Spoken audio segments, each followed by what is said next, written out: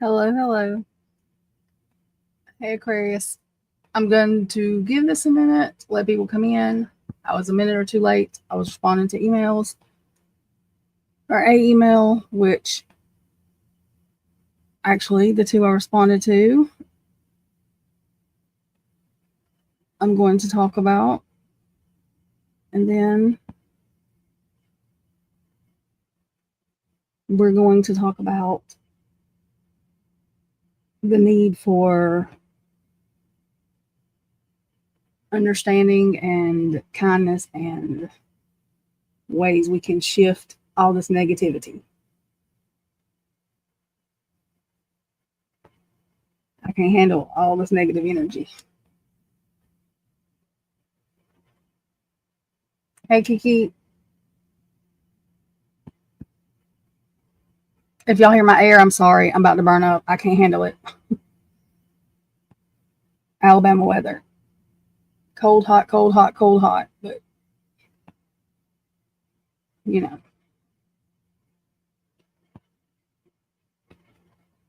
You're good, Kiki. Hey, Carla. Oh, whoops. I forgot to. I think I just put that in general chat, y'all.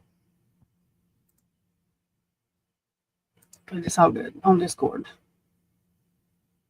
The heck? Oh. Ah. Christy may be in the background too. She had a headache, so I don't know. Because we've been crying since I don't know what time this morning, you know.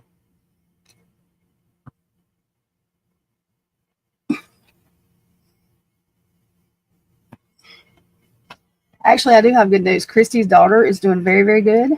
She got out of rehab. She's so excited because her daughter's doing good. And I think she got a good job. And so that's a good thing.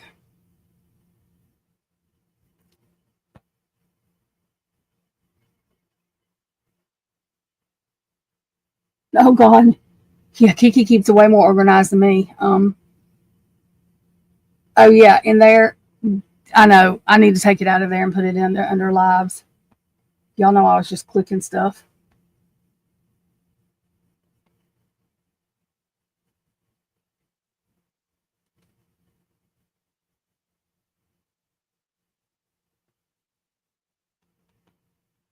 Which we're going to talk about. Brian Koberger and the justice system, period, and being negative. Because if we keep on putting it out there that this man's going to get the firing squad, then that's what the universe, I mean, that's what's going to happen. So we got to stop. And it's okay to not know whether he's guilty or not, because I can't swear he wasn't there. I mean, I wasn't there. I don't know. But I've tried to put it out there like this.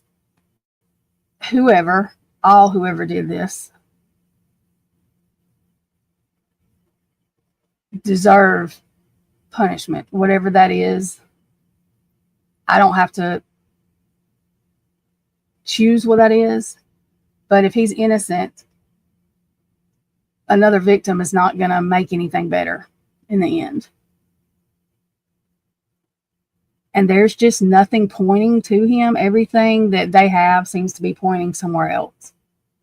And just because they're not taking that track, people in their mind, and I understand sort of why, they're just like, well, he's got to be guilty then, because they're not taking, there's no way they would take the track of the person if they really thought it was him. But people don't realize that, no, they won't. Not all the time. But if you look at the astrology for the court for August through November, all of it's about exposing corruption. So this trial is not going to be easy. This is going to be one of the hardest trials, I think, that we're going to have to sit him through. I mean, and we're not even on trial. The thing is, the person on trial, we're going to be looking at stuff that don't even, I think Idaho's going to start having a fit once they realize that all this money's been spent and nothing they have is pointing toward the person that's on trial. I think we're going to have upset parents, and it's going to take understanding, because I think more people are going to understand some of these parents, to where a lot of people think, oh, they know Brian didn't do it. No, I think some of them really, really think he did. And I think that they were convinced of things that are not true. And once it hits them, it's going to be a big deal.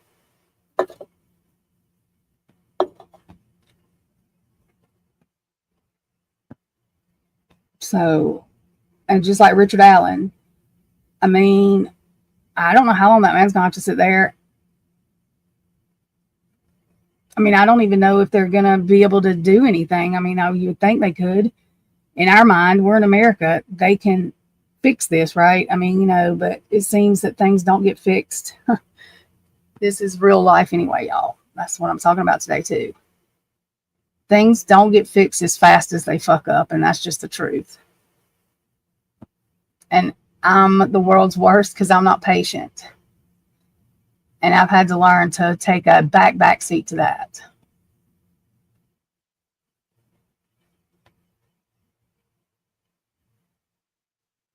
And you learn something new every day.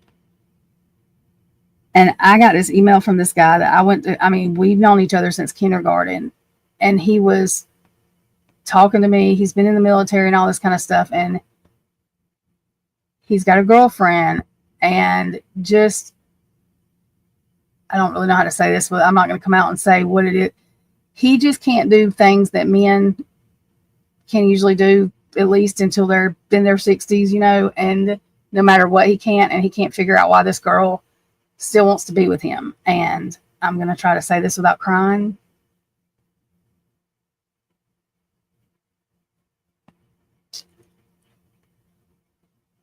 The definition of love to me is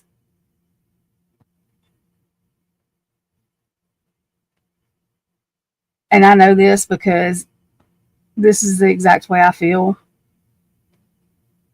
And I told him, it does not matter. When you love somebody, that is important in a relationship, but that's not the end all be all. And if you really love somebody, it doesn't matter if they can ever do that kind of stuff again. Like if something happens, because that's not what makes love love. And that's the exact way I feel. He don't know why she don't go find a man that can do that kind of stuff, because she don't want to.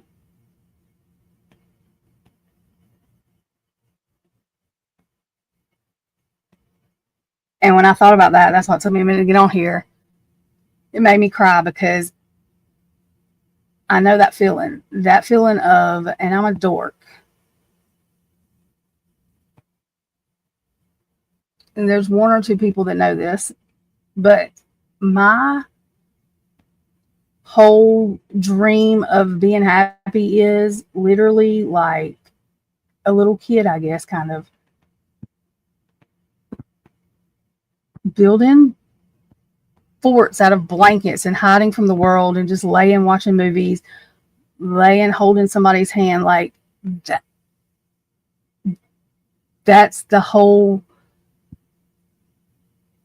that's better than $1 million to me. That's the way I feel about that. And that's what I told him. I said, that's probably the way she feels.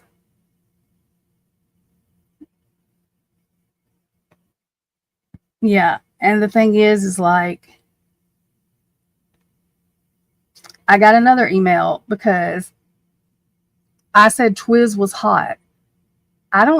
These people, I'm not even saying who this is from, the person trying to explain to me that it might hurt somebody's feelings. It's not going to hurt nobody's feelings, because the people that know me know that Twiz is like my brother. He is a nice looking guy. That don't mean I would do anything with him. That's gross to me. Not because he's gross, but because I feel like he's my brother. So let me just explain that. Not that I should have to. But I love those kind of emails trying to tell me. Believe me.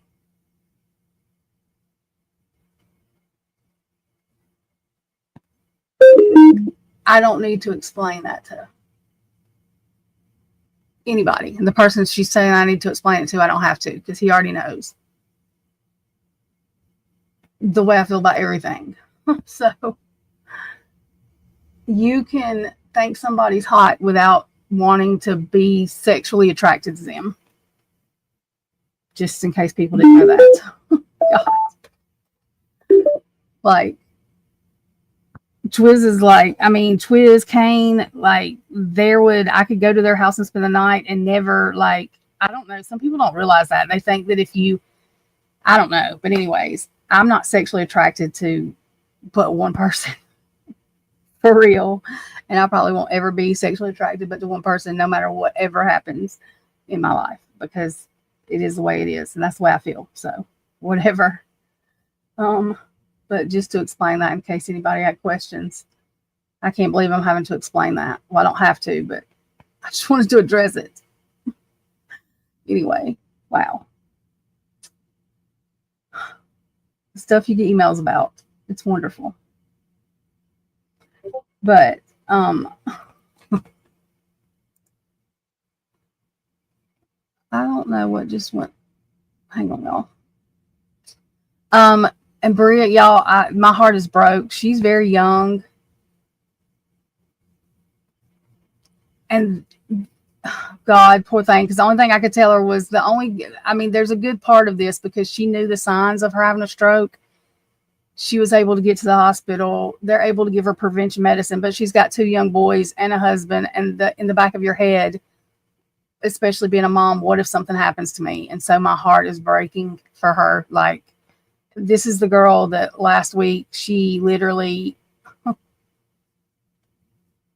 hang on.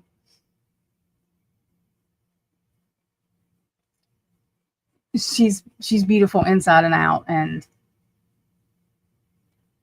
I mean, I don't know what to do to fix it. My whole thing is y'all will learn. And this is what I see I'm having to explain. And I couldn't understand because in my mind, I want to fix everything. I don't know why that would make somebody mad, but it does whenever you can't fix it, because I can't fix everything. But that's my whole thing. I need to fix it. I have to fix it. I have to fix it. And I have to step back from that control. And that's with friends and everything, because I can't fix everything. Sometimes you hear the words people are saying, but you don't hear the words people are saying. So my whole goal is to pay more attention, be more respectful, and also learning that people deal with things different. Where I cling, there are people that push people away. I don't understand that, and the people that push people away probably don't understand my clinginess because it's done different.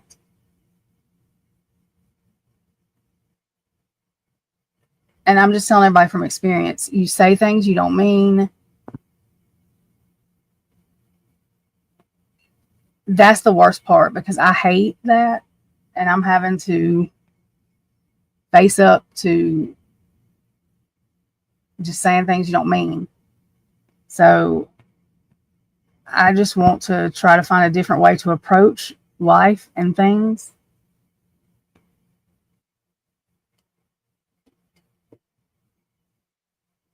Christy's having a hard time. She does have good stuff going on though, but her cousin, like pretty much all of us, I think, like my cousins, I grew up with them. They're like my brothers. You know what I mean? So like you get close to your cousins a lot of times. I did. All of my cousins are pretty much, they were like my brothers and sisters. So, you know, and then Robert with his, little nephew, and that's a lot. And it's a lot. And so we just need to remember to give these people grace, because a lot of times grieving comes out a different way. People are angry, and I know I get angry. Angry, sad, you think you're okay, and then you're angry again. So we just need to remember that in the blink of an eye, our situation could change.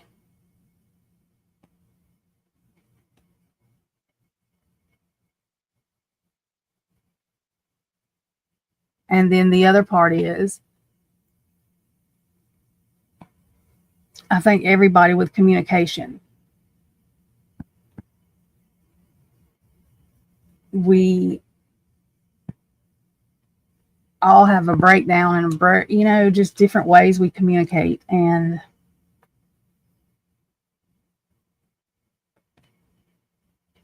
I'm very full on, like in your face. I need to know you're okay. I need to, you know what I mean? Like I'm just me, and you have to be okay with who you are, but at the same time be able to tweak the stuff that you need to tweak.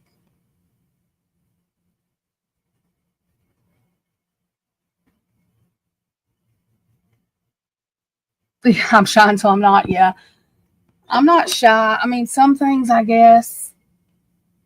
I don't know. It's kind of weird with me. I used to be real shy. I'm not now, but like I love everybody passionately, not just in like relationships like that, like my friendships. And this is what I was telling Kiki last night. I wear my heart on my sleeve like she does. So sometimes things hurt our feelings. It's not even meant to hurt our feelings, but because we are so passionate about the things we do, and it's that happens. I take a lot of things to heart that's probably not meant for me. It's not meant that way.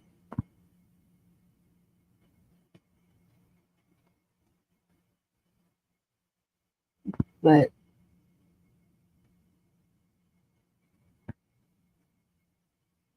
and most of the time when we're mad, we're really hurt. And that's what it is. It's hurt that's coming out in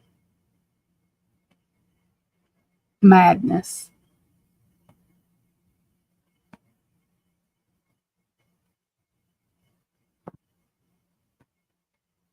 Yes, Kiki, me too. And that's the other thing too. A lot of times, like, and I'm saying me and Kiki, this may not be exactly her. I'm just saying we are a lot alike. So y'all, I'm speaking on myself. I'm saying that I think Kiki can relate to me with this. Like, there are a lot of times that because I'm this dork that everybody can get along, everybody can love everybody. Like in school, that's what I did. Took people that didn't get along, and my goal was they're going to get along and find some kind of common ground, whatever. And we also have to remember that the people that know us the best, when they're hurt, they're going to say things that hurt you the most.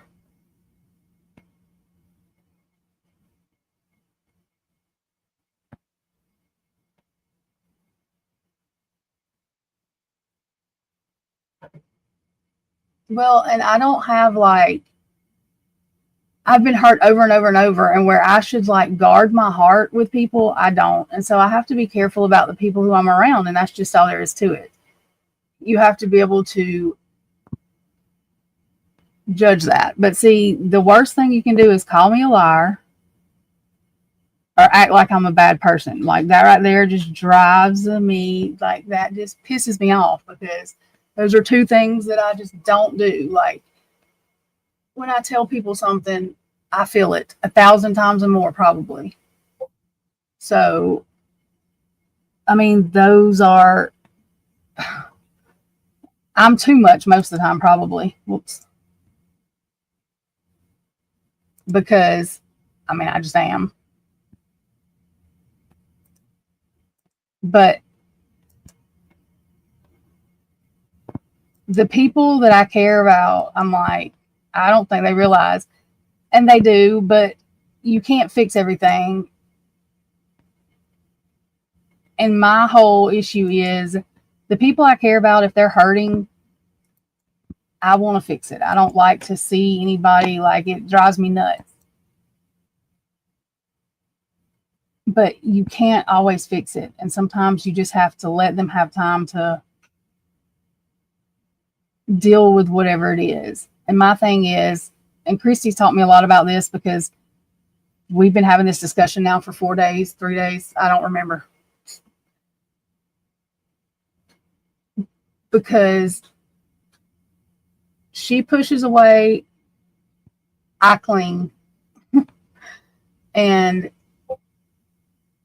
the other day, she's like, oh my God, just stuff started hitting her. She's like, um, it was funny. You would just have to been in our conversation. But, you know, you can't, some things you just have to let play out the way it's going to play out. I'm not good at that a lot of times. Because where I try to control things, the reason is to keep it from, I feel like if I can control it, then it's not going to be able to hurt me. But that's not true either. So,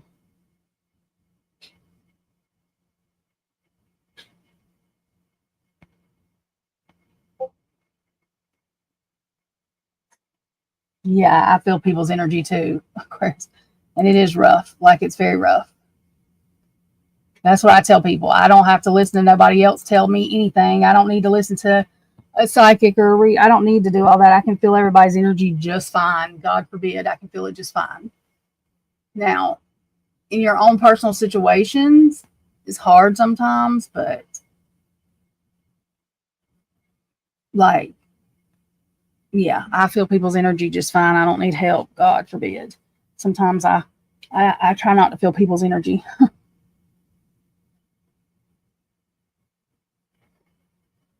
And then there's sometimes that you're sitting there and it hits you like a ton of bricks. Somebody's energy that you care about. And that will really freak you out.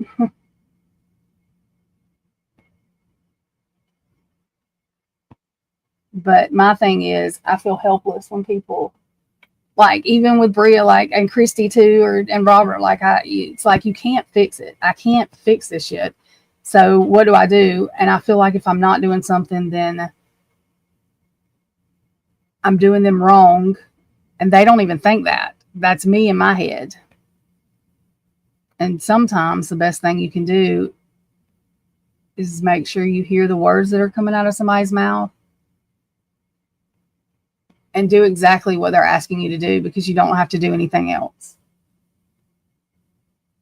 Because what they're asking you to do is really what they need you to do. It's not an alternative thing that they're wanting you to figure out what to do. And that's where a lot of me messed up, because I still thought that meant I was supposed to figure it out. And I mean, there was no way for me to figure it out anyway. I couldn't fix it. It wasn't my issue to fix. But, you know, shit happens.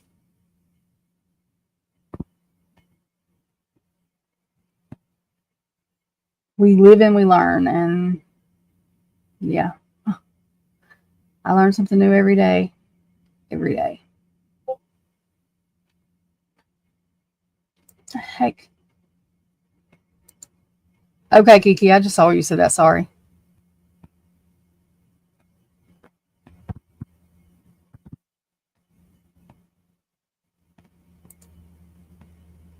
Okay. Oh my God, Aquarius. I hate my accent. I hate the way I talk. A lot of people, thank you though. I don't listen to myself. I will not listen to my, I won't listen to my stuff over. I hate it. Like, when Kane and stuff will play my readings on his thing, I mute myself. Like, I mute it and don't watch it. I hate it. I'd get embarrassed about that, which is crazy because I'm not embarrassed to do the videos, but I don't like to think about the people that I know watching the videos. It freaks me out. So I just don't think about it. So when Kane or whatever plays my videos, I like mute and then minimize the thing because I don't want to see it. I get so embarrassed. It's stupid, but I do. But thank you.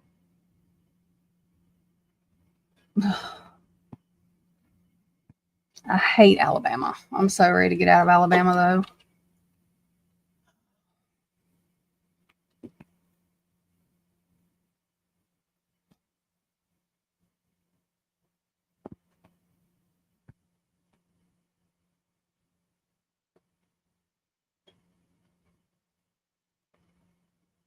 what was I about to say? I was about to say something. I don't remember what I was about to say. I just completely lost my train of thought. Train of thought. I can't talk either. But let's try that again.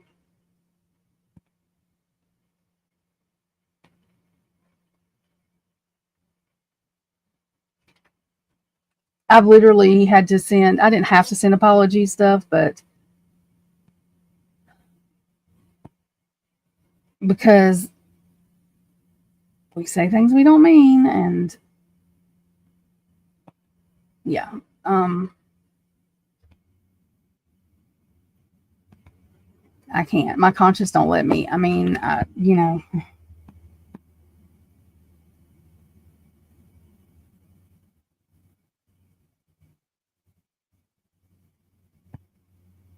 don't know that life is ever going to be.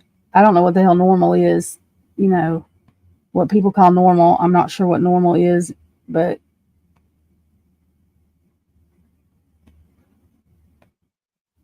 I have got to the point that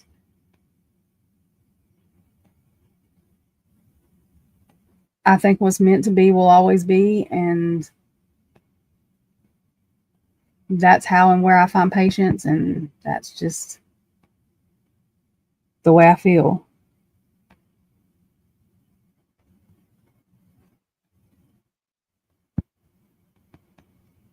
It seems like when stuff happens, like it's like one thing after another. Like yesterday, I found out about Chrissy's cousin, and then Bria sent me a message, and then like we had already known about Robert from the night before, and I was like, okay, good lord. And the thing is, there's absolutely nothing we can do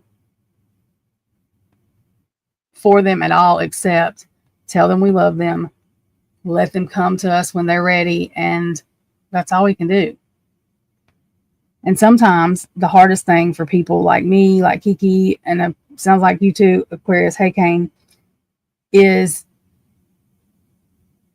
sit here while they're hurting and know that there's nothing you can do. And that drives me crazy. Like, I'm like, do you realize I would go to hell and fight the devil for you? You know, like my friends, the people I care about, that's the way it is.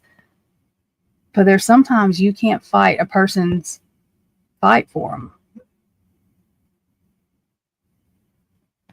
And that's the hardest thing for me is knowing that they're hurting, knowing you can't do anything about it, and doing nothing. And Kane, what's going on is Robert's little nephew died. He was 9. He's in a car wreck. And it's Robert's brother's son, and his brother died, like passed away 6 months ago. So Christy's cousin passed away, but her daughter got through her rehab and is doing real good and got a good job. So we're happy about that. And then Bria had a stroke. So, I mean, it's just a lot at once. So I've been crying and not crying and crying and not crying and yeah, all that kind of stuff. Great. Have you been drawing? Oh, Carla says she's been drawing birds.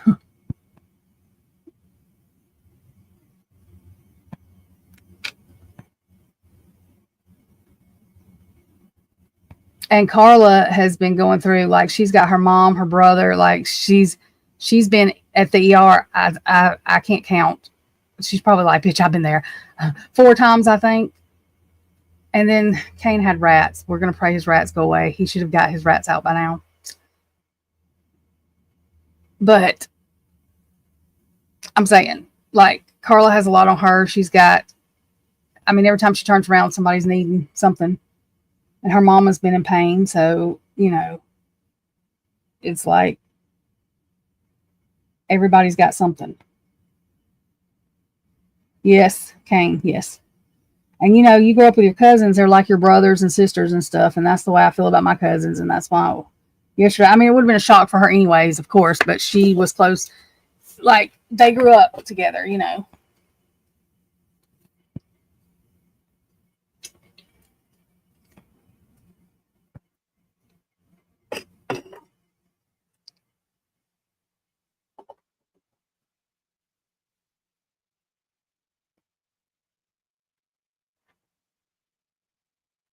And that's what I'm saying. Like, there's so many people that get on YouTube and like, you can't have YouTube friends, you can't do this, you can't do that. Look, I don't call my stuff YouTube relationships because the people that I'm close with are the people I'm close with. It doesn't matter. It does not matter. I talk to the people every day. Kane, if you're sending me a text to my phone, ding ding, my phone is broken. It has been broken for 2 weeks, so I cannot get text because my phone is broken. Oh God. I pitched a fit about that for 2 weeks. I've got one, oh shit, ordered, or they're ordering today or something. Anyways, it should be here. I don't know when. Who knows? But I mean, and I care about everybody, but I'm saying that the people I'm close to are the people I'm close to. And that's just, I don't know. That's just the way it is. And it doesn't matter if I'm mad at the people, you know what I mean? Like, I still wouldn't let somebody come in and say anything about them. Like, I will still be the same person I am. You're rat free, Kane. Good. Very good. And Carla, yeah, that 4 times. She's been to that, but the 4 times she's been to the emergency room, it's been like day after day after day. And she had to spend all day there.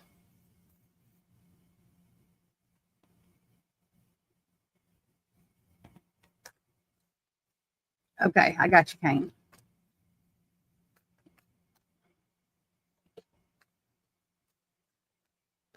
But when we're talking about like true crime and stuff, and the people, I don't know exactly what to do to help, but I do know that we should all be emailing people. And literally, you can get help right in the email, whatever. You can send the same email. I send the same email 4 times a day. Yes, she is Kane. Yeah. I talked to her yesterday. Yeah, she knew the signs. She went to the hospital and they admitted her because her tests were off some. So I think she called it in time. She's just real young. She's got 4, I mean, she's got boys at home, not 4. I think she's got 2. And she's worried, like she's just worried. Yeah. She is very, I'll start crying, y'all.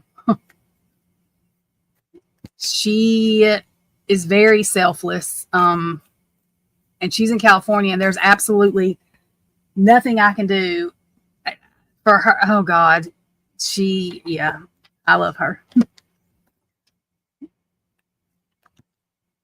But everybody just keep her in your thoughts and prayers, send her loving energy. If you're on Discord, send her messages on Discord. You know what I mean? Like, she's just scared, and it's okay to be scared. I think she's going to be okay. Well, now I'm going to say I know she's going to be okay.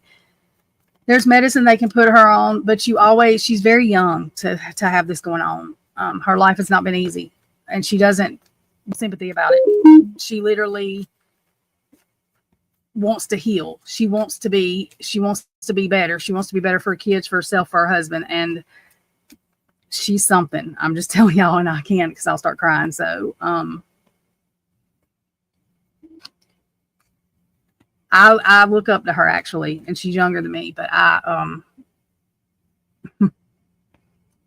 she's just hang on.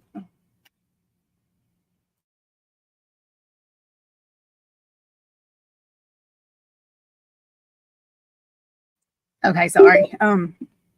She's just special, and I'm not just saying that. She's just really special. I mean, everybody I know is special, but she's special. So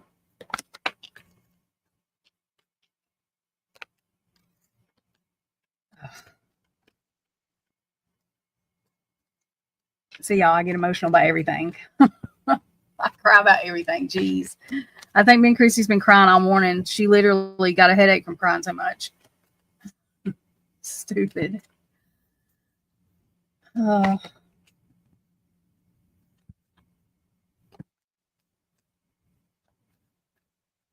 Yay, Kane.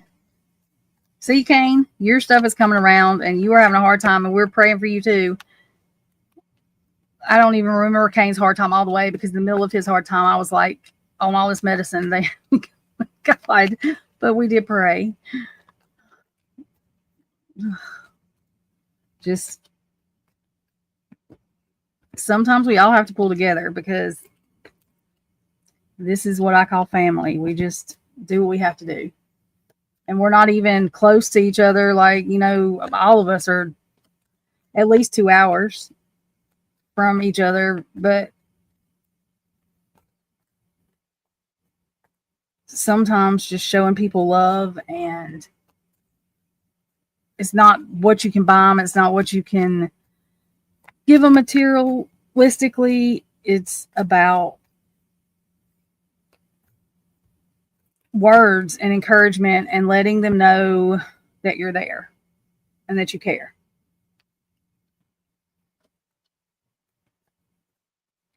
And I'm one of those mushy, ooey goo, whatever, that I like words of encouragement and those type things. I would rather have that than a diamond ring. Like, that's just me, though. I don't care about material things because the words you say to me, I'm going to remember forever. Like, that's just me.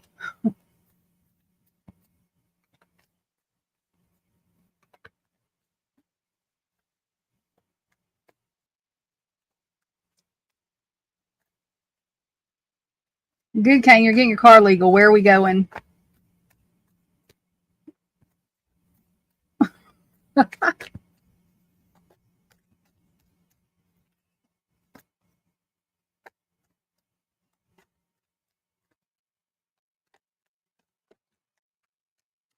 We need to go on vacation. All of us need to go somewhere. I don't even know where tomorrow's. I'm not sure.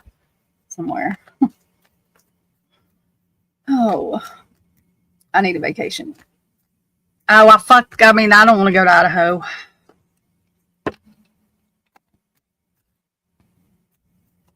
Huh.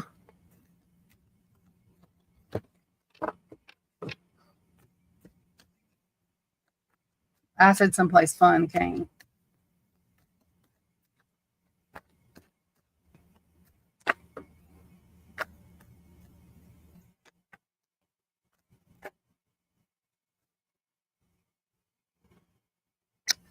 I know. We got to go somewhere and do something fun, Kane, now.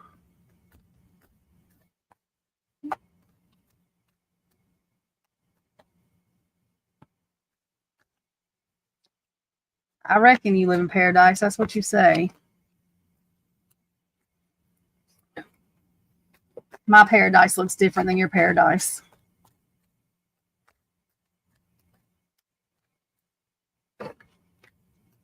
Anyway.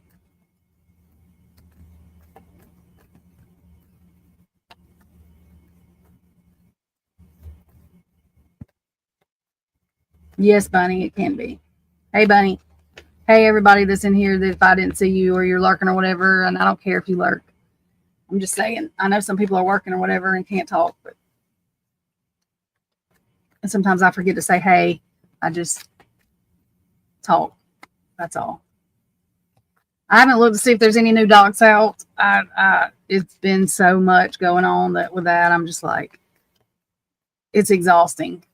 I don't know how many people's thumbnails I literally have said, don't show me that shit again.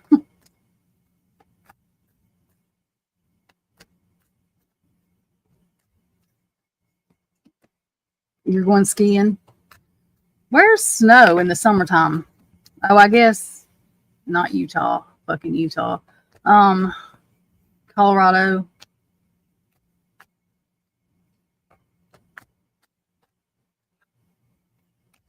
Oh. Oh yeah, water skiing. Hell, I don't know what I'm thinking.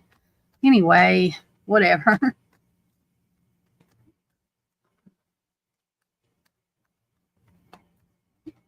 Oh Lord, Kane.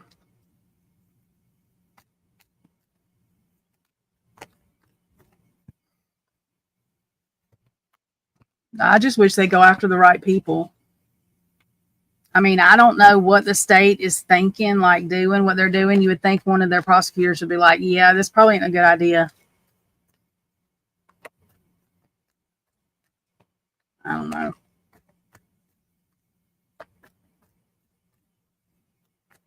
I don't even know how to water ski cane, so yeah.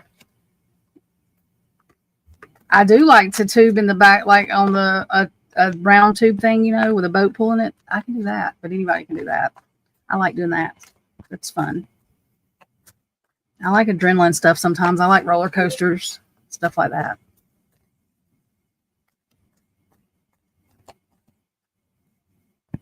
I don't like heights, but I like roller coasters. I know that makes no sense.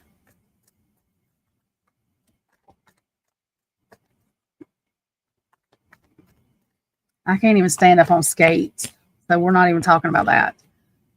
Yeah. Mm-mm. I have no coordination. None whatsoever. When it comes to that kind of stuff.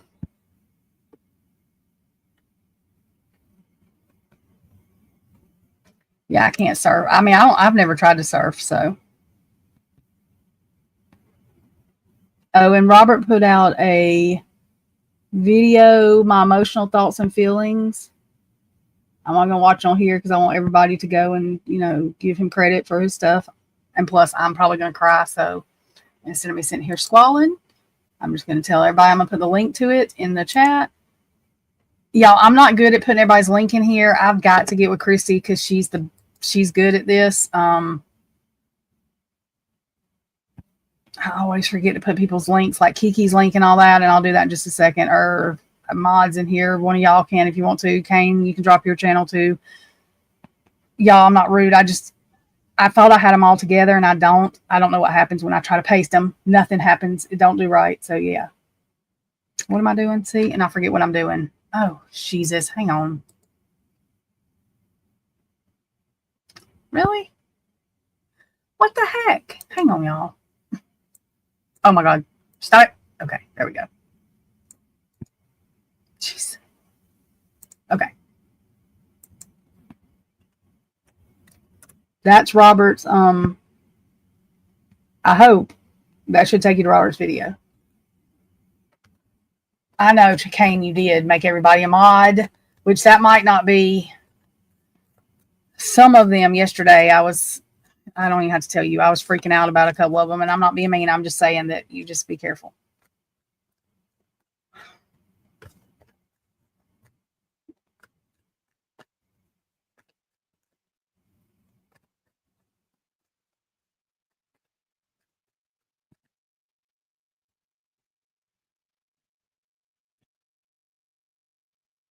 Oh, Aquarius, I meant to fix your thing the other day. Speaking of mods, hang on.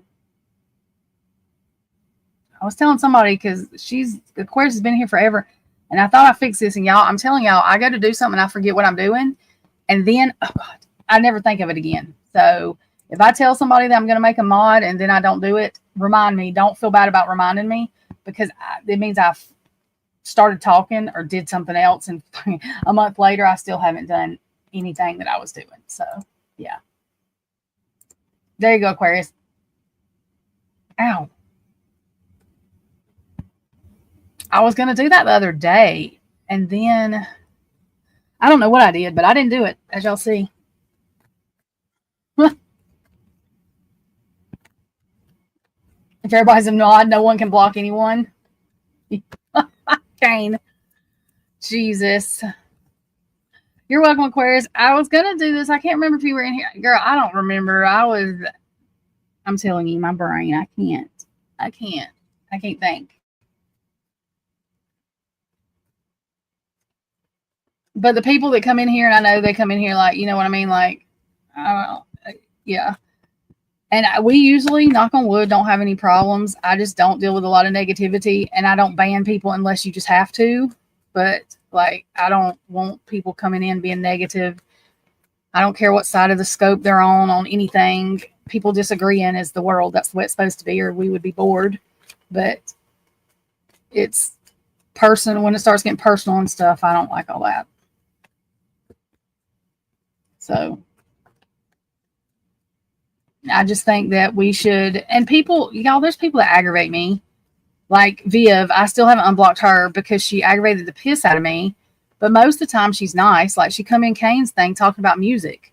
And I have to remember too that just because we don't agree with somebody on one thing doesn't mean that we're going to disagree with them on everything. So, and my personality is weird because I try to love everybody, but people that get on my nerves just get on my nerves. But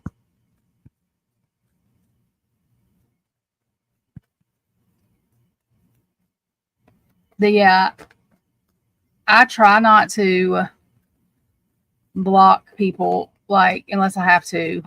But I didn't want to fight with Viviana. It's been a long time, and I just haven't unblocked her. But I didn't want to fight with her, so I was like, okay. And usually, if I block somebody, I'll unblock them. But I just blocked her. She was because I knew I was going to respond to everything she said because I was in one of the moods. So I blocked her that night, and I just haven't unblocked her.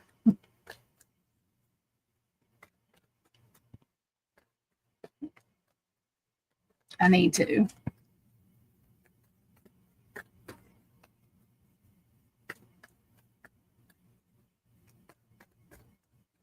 But like, I don't like people like everybody has a past, and if you are trying to make somebody feel like shit or anything like that, like I do not have time for any of that. I don't know. We probably need to be able to block ourselves because sometimes we probably need to block ourselves. We all have those days.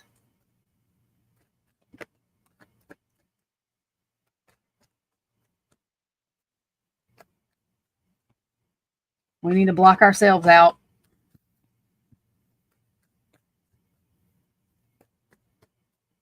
I'm too much for myself on a lot of days. A lot of days.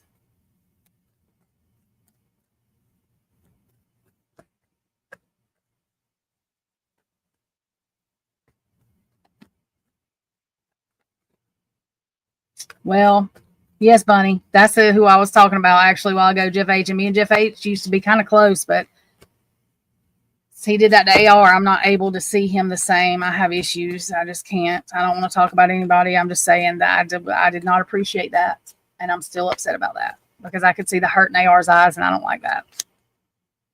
We shouldn't be hurting people on purpose.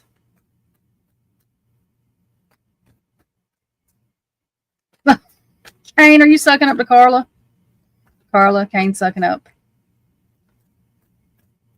He just, when he was, I think it was AR and Robert was up on panel, and he started talking about Jodi Arias. Jeff did, and then started talking about Brian Koberger because AR has talked to Brian.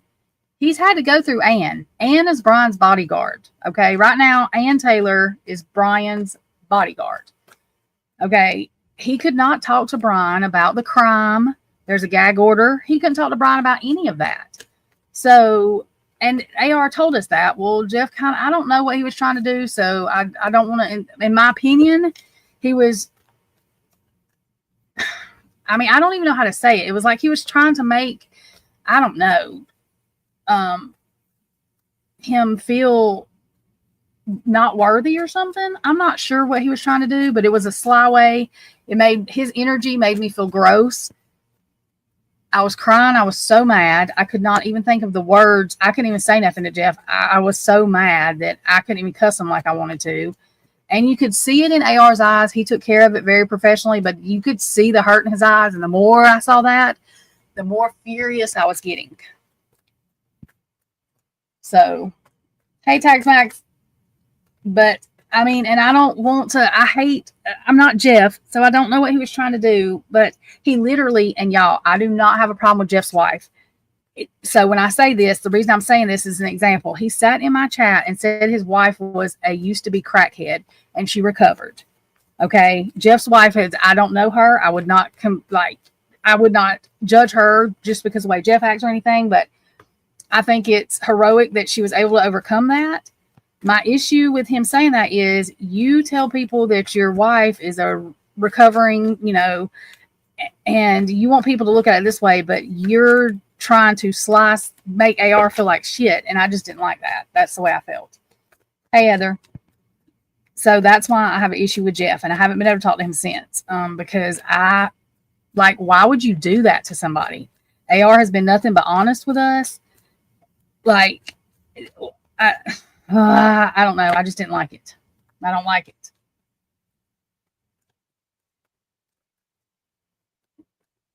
Is Robert in here? Oh, hey Robert, I just put your thing up. Your thing.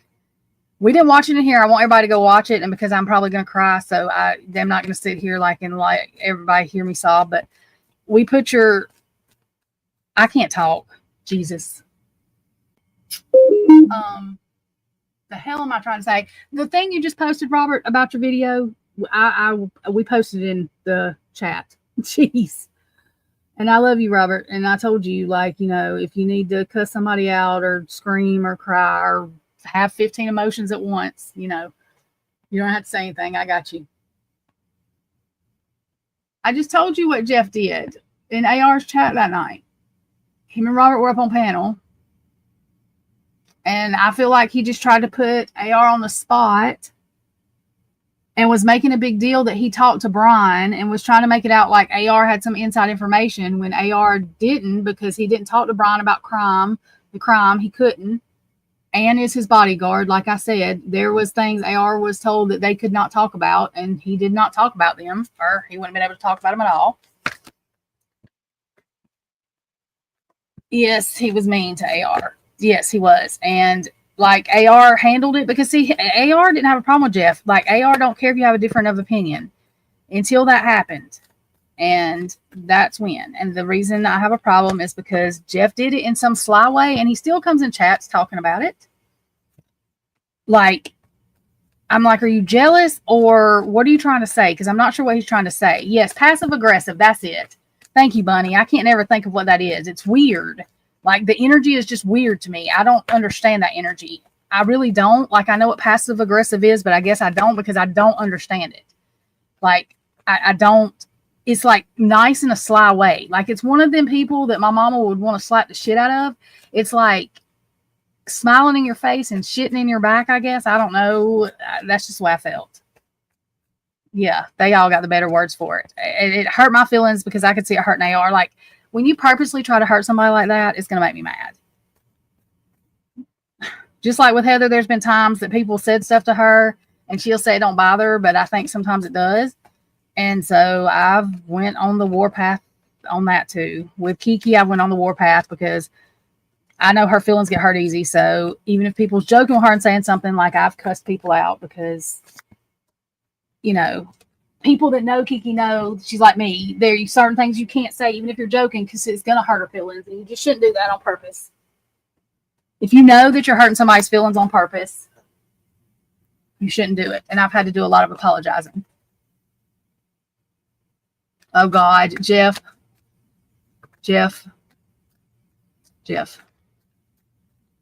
That was not, I'm not having this discussion with you because we have so much going on that is more important. Like, everybody's going through stuff. I cannot. You know what you're trying to do. You're not stupid. And I'm disappointed. I'm still disappointed in it. I'm not talking shit. Like, I'm literally disappointed. It literally hurt my feelings. It literally hurt my feelings that you would do that, because if you could not see in AR's eyes that hurt his fucking feelings to the core, and if you cannot see that AR is a completely different person than he used to be, I don't know, dude. And it's not me you owe the apology to. It's AR. He's not a piece of shit. I'm not going to listen to nobody try to say he is. Brian is still a person. I don't give a shit what you thought he did. Right now, there's nothing leading to that man doing that. And I want whoever's guilty to be guilty and to get in trouble. But I just, I know you saw it in that man's eyes. And if you didn't, Jeff, you need to go back and watch that again and really reflect inward, you know. In my opinion, that's just my opinion. I could be wrong. I'm not perfect. I just had to apologize to somebody for calling them a loser and everything else, knowing damn well that is not what I think of the person by any means. So I'm not one to talk, I don't guess. But I can't sleep at night.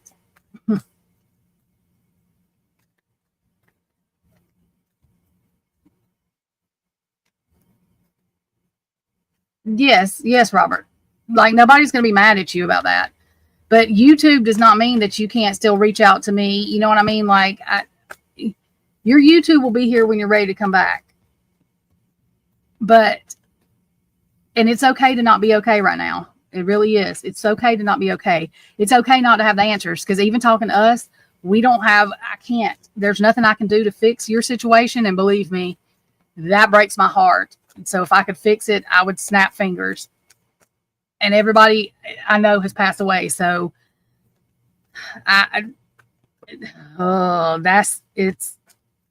you got to do what you got to do. But just because you're stepping away from that, don't step away from everybody that cares about you. We understand that. That'll be here whenever you're ready.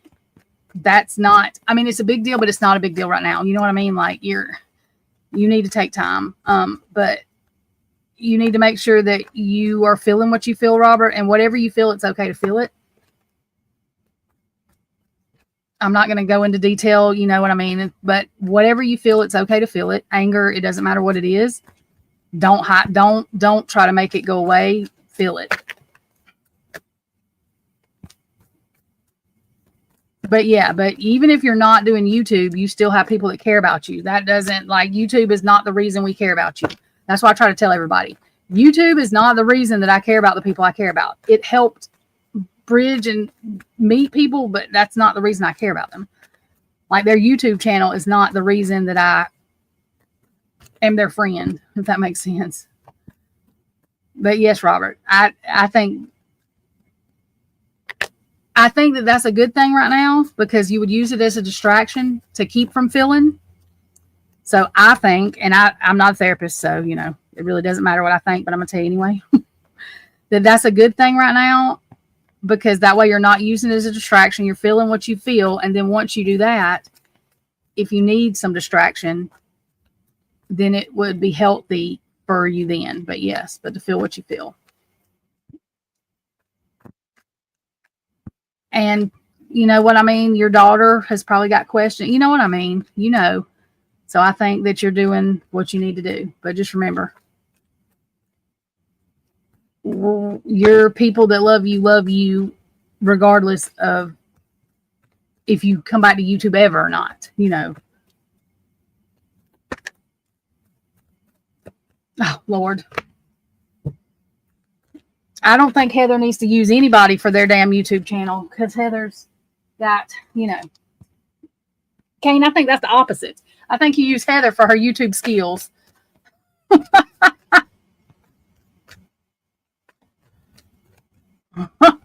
That's funny. Tax and Carla. Ah, that's funny. Funny.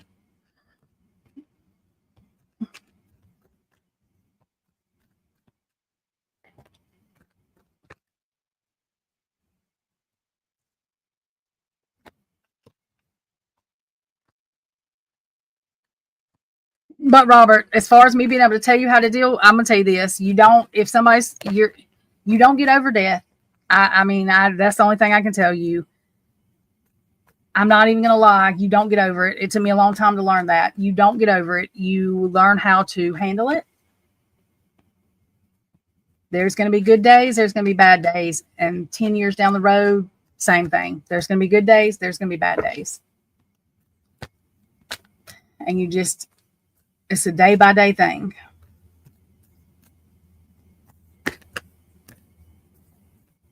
And just to be okay with the way you feel. And I have a problem with that a lot of times.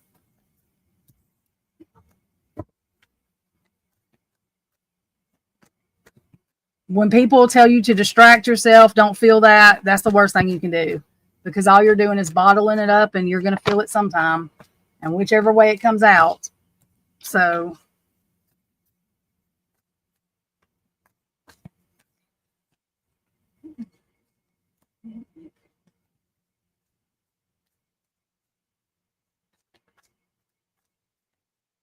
and I don't deal with death very well. I hate it. Like, and I mean, I'm a spiritual person, and I don't believe we die. You know, our souls live on, but still, for humans on this world, in this world, a death is a death. And I've been dealing with it since I was 5. I've been at the damn funeral home. So I swear when I go into Winn-Dixie and smell their flowers, like it like makes me dizzy because it smells like a funeral home. Like that's how bad it is. So I'm the worst one to tell you how to deal with it because I try not to. I try to pretend it didn't happen. So, and that's a lot of things like people don't understand. People think, even some of my friends are like, are you trying to control what I'm doing? Do you need to know my every move? No, I don't. I just need to know you made it where you're going safe because I freak out because it has nothing to do with control or knowing somebody's every move. It has to do with me worrying about everybody I love dying. And that's really what it is. So I'm crazy. Like it scares the shit out of me. So yeah.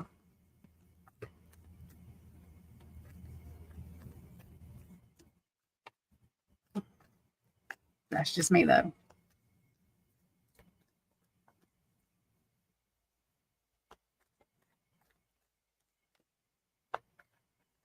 I was like that when I was pregnant. We had to go to my mama's flowers kept on getting stolen, her brass vase thing. Me and my dad had to go to the not the funeral home, but the memorial garden thing, the where they bury people, the graveyard thing. Anyways, I was like way pregnant, 9 months, and I asked with no emotion.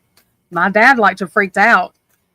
I just asked them how much it would cost me if I had my daughter and she was dead. My dad's like, "What did you just ask them?" But I do this thing, and it sounds morbid, but I didn't even know I was doing it. My therapist told me I was doing it. Like, I grieve people. When I start caring about you, I grieve that you're going to go away before you even go away, because and I know that sounds so confusing, but I try to go ahead and prepare myself for you going away, which really fucks up. I mean, I know I can't explain in my head. Like, I don't know how to explain it, but that's what I do.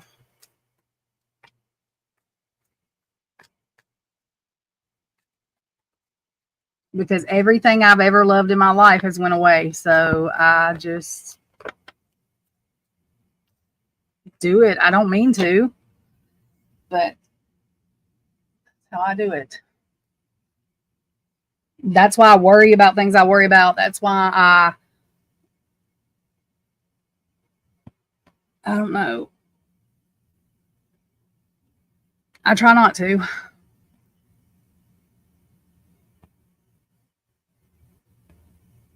There are people I don't talk to now, and I can't even talk about it, because to worry about somebody that you're not talking to and you really don't know if they're okay, or I can't talk about it because I will flip out. It makes my head dizzy right now thinking about it. I just got dizzy thinking about it. Shit. Ah. Anyway.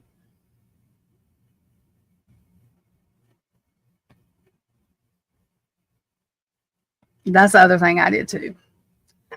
I just accepted the fact that it does not matter what happens in my life. I will die probably loving one person, and that's the only person that I could care less about anything else about.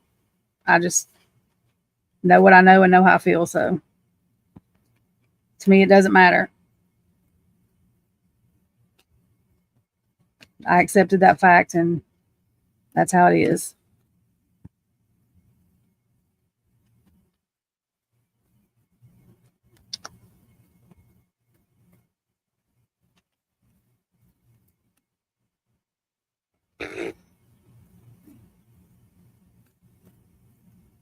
So, but has anybody looked at documents?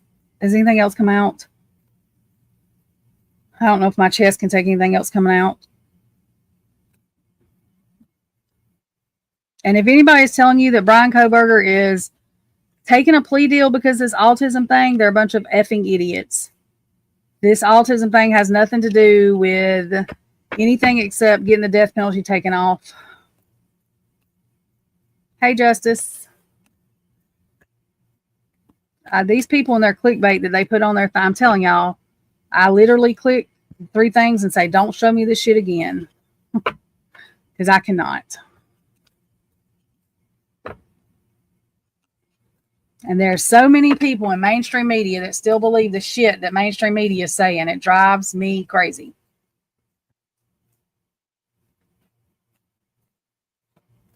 They're still talking about IDs that belong. Nobody, what, that, oh my God, this shit is not even true that they're talking about. It drives me nuts.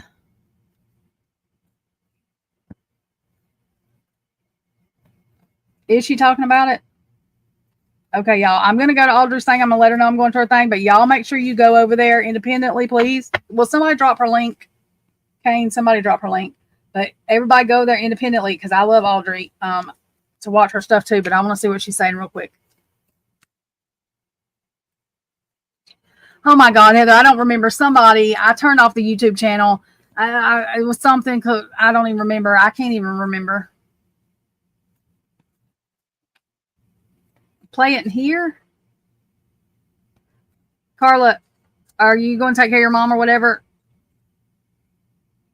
What? Kane, I don't know what you're saying. Talk English. What are you talking about? Okay. Yeah, you have to say the full sentence to me, Kane, because I'm confused now. Tell me what I'm doing. Tell me what you want me to do. Full English, because I'm getting confused. Carla, if you need something, call me, you know. Yeah, I'm going to play it here. What I'm saying is make sure y'all, I don't like to just like play her stuff and then nobody go like her stuff. You know what I mean? So make sure that y'all, I don't want to cheat people out of, y'all know what I'm saying to y'all. Okay. I got it. Hang on. My chest was getting tight.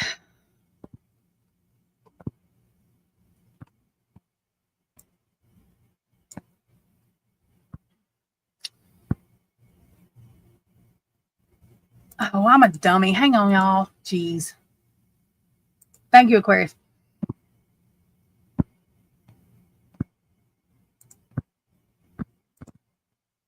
I think she's playing music. Maybe she's not. Wait a minute. Hang on, y'all. It's like I forgot what I was doing, how to do anything. I just like went stupid for a second. Hang on. Jeez. Ugh. Hang on.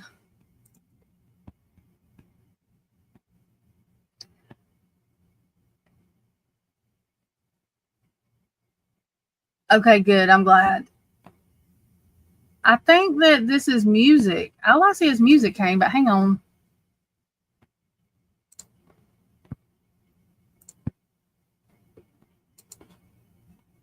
All right, hang on. What is this? And why is this? 1 second. Jesus, stop it now. Oh. Okay.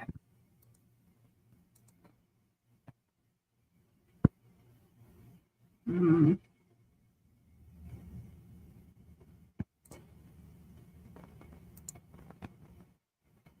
No, that's music.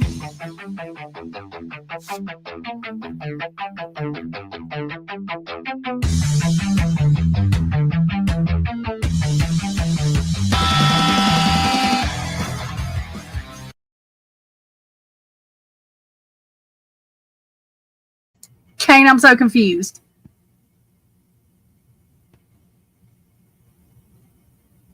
So is she just doing a music thing or is she I'm confused talking? Okay, that's her music. Okay. But y'all, Audrey is really good. Like I like her. She's real sweet. I think she's working right now. She's probably at work. She'll probably do something this evening. But she's smart and she's sweet. She's very, very sweet. I like her. Oh, okay, Kane. You're good. I was just making sure that I wasn't losing my damn brain because I was like, what? What? And Carla, if you're still in here, I don't remember if I sent you a message yesterday. You know, if I don't, then you just have to send me one because I'll get confused on who I'm sending and what I'm doing to check on people. And y'all, my brain goes. And when I have an overload of like things going on with people, I'll forget what I'm doing. So don't think I don't care about you. My brain, I didn't realize it was 1 o'clock in the morning yesterday morning. Like when Kiki got done with her live, I finally went to bed. I don't know when I went to bed before then because I have to wait till I'm completely sleepy because of my brain. Okay, Bunny, be careful, have fun. Thank you. But I finally I think I slept 4 or 5 hours, which is good. And then I had to get done, oh God, with my work stuff today before I got on because I'm just doing kind of like half days. I mean, they're like whole days, but half days. Just because I'm so stressed out. And y'all, we're getting hell from, I don't know what's going on with United Healthcare with all this other stuff going on because there's something crazy going on. So it's real weird. It's just weird. So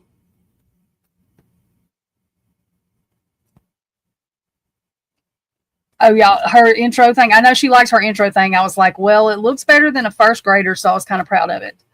I'm not a programmer, and I'm not very artistic. I have to make myself be. I can't draw stick figures. Like, it's awful.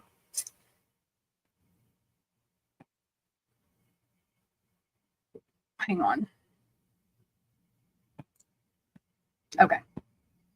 So, but Carla can draw. Kane can draw. Kane can sing too. That's what we need you to do, Kane. You should come up here and sing with your guitar.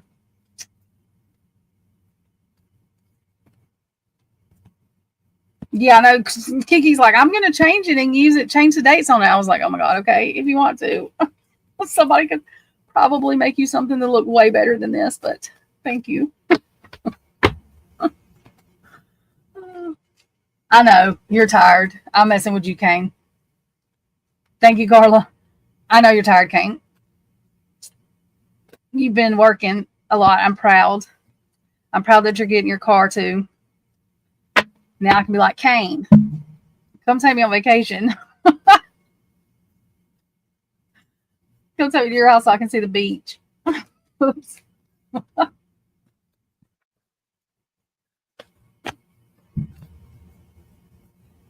Ah! Oh, no. God. My nerves are frazzled everywhere.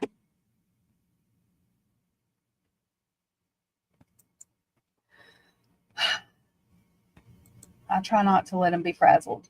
And y'all, we're not talking about, I don't even know what we're talking about. Nothing that even, my head hurts. Kiki's like, everybody's probably talked about a 911 call. I'm like, oh no, just talk about it because there's still too many questions. I mean, none of our questions, it kills me every time I read the 911 thing where the person says, can I just tell you what happened? I say it every time I hear that. Yes, we're still waiting on you to just tell us what the fuck happened. Anybody.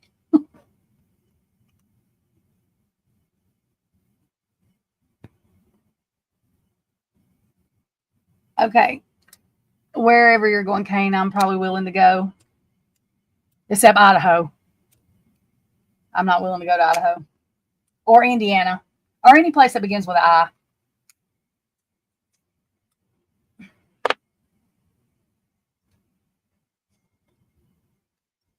I can't go to Idaho. I already feel energy from Idaho too much. I don't need to be in Idaho. Oh my God, I couldn't handle it. There's no way. Hell no, I can't do it.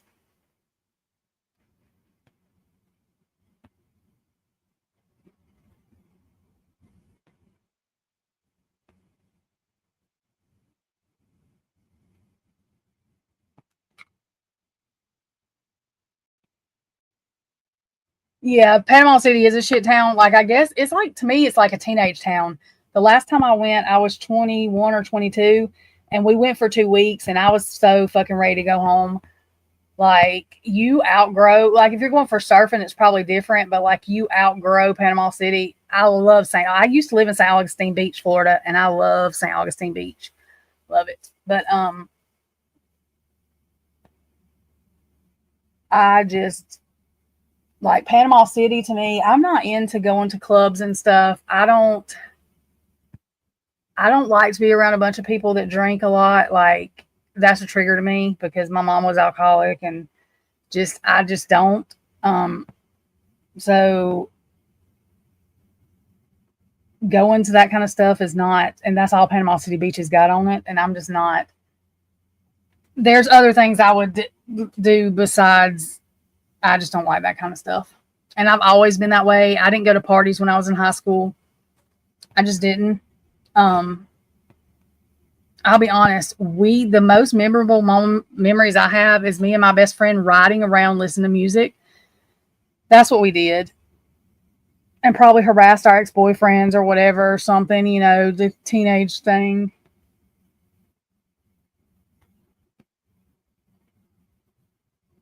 Yeah, I mentioned that a lot. I also mentioned the things I mentioned over and over again. It's because I really probably don't understand them. I know he's white. I don't know how he's white. No, I don't know how I know he's white. The vacuum cleaner, the fucking run down there. You're scared, but nobody's calling 911. You call Kaylee, Maddie, whatever, and then the unconscious thing, and nobody knows nothing else. The passing the phone around, because to me, if you're that age and you see something that you're traumatic about, and I'm not trying to take away, I'm just saying, in my opinion, you're not passing the phone. You are literally hyperventilating. Oh my God, what happened? And to me, and this is just my opinion, if people don't like it, it's fine. You can tell me you don't like it. It's okay. I understand. But you're not passing the phone around to keep from saying something. You're trying to tell these people something because you're freaked out, and nobody's doing that. They're trying to keep from telling somebody something, and it all pisses me off, and here's why. In my opinion, those two girls' parents, because my mama would have been done drug me somewhere and told me what the fuck is going on. You have 4 dead friends in here. Y'all are passing this fucking phone around. Somebody knows something, and I don't care. You can love your kid too much and not make them face what they've done or face mistakes. I'm not saying they did anything to cause those 4 to die. I'm saying a mistake is a mistake, and covering it up and making your kid think that it's okay, you can get them out of that is not love. That is, what are they going to do when you're not here? Because nobody else is going to do them like that. And that's the truth.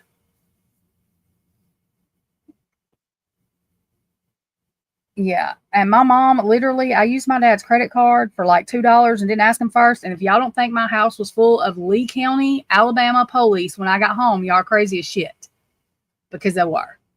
Because my mama would have sent me to jail. Because when she's not here, she can't. You don't do shit like that. People think that if you lie for your kid and let them steal something or do this and that, you love them. No. I mean, it doesn't mean you don't. I'm just saying that. Why are you trying to set your kid up for failure? Hey, Kim. Y'all, if I miss somebody coming in here, I just now see Kim. I'm sorry.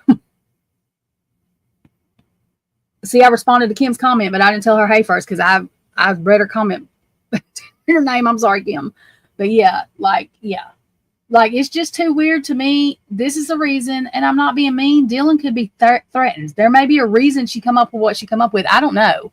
You know what I mean? So I'm trying not to judge that. But to me, she took things around the house and made the description she made. I do not, in my personal opinion, allegedly, not fact, my opinion only, she did not see anything she said she saw. That's not what she saw.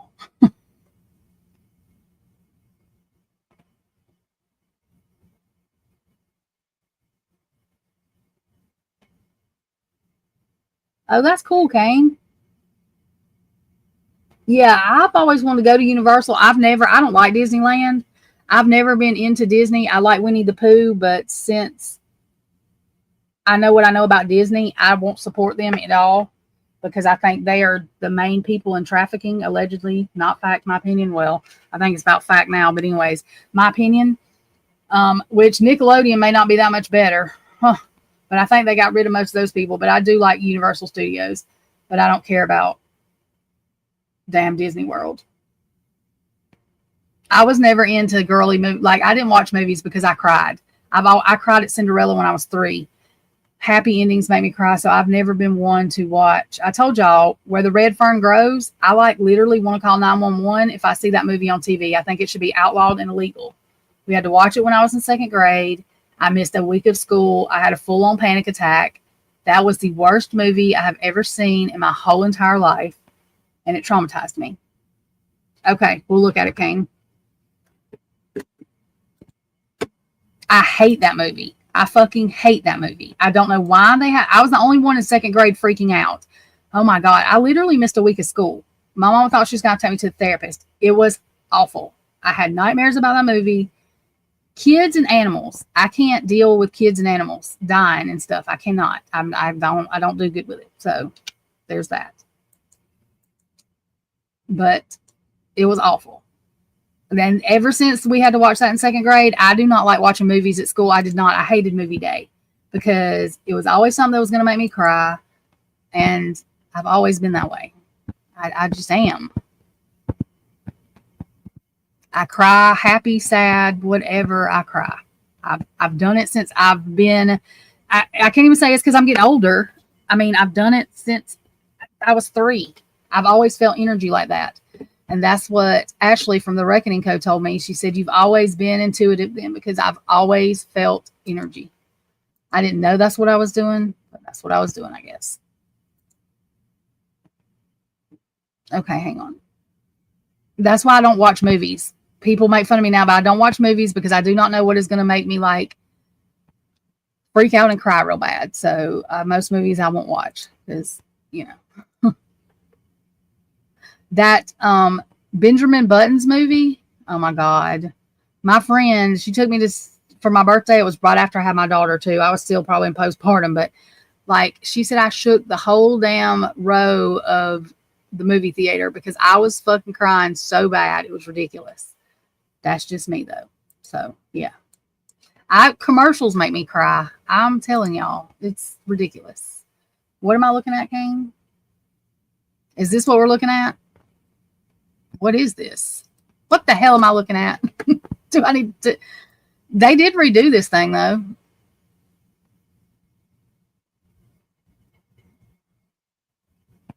So can we look at it? Can we go in to look at it, Kane? Wait a minute. I don't even know what the hell to click on. If I could see.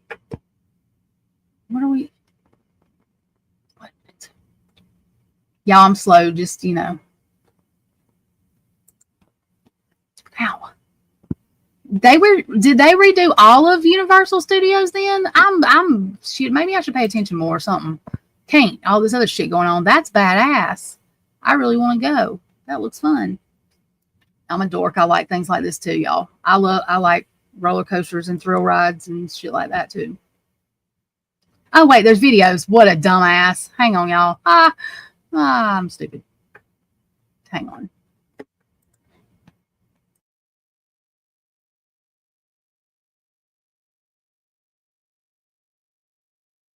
Kane, we have to go.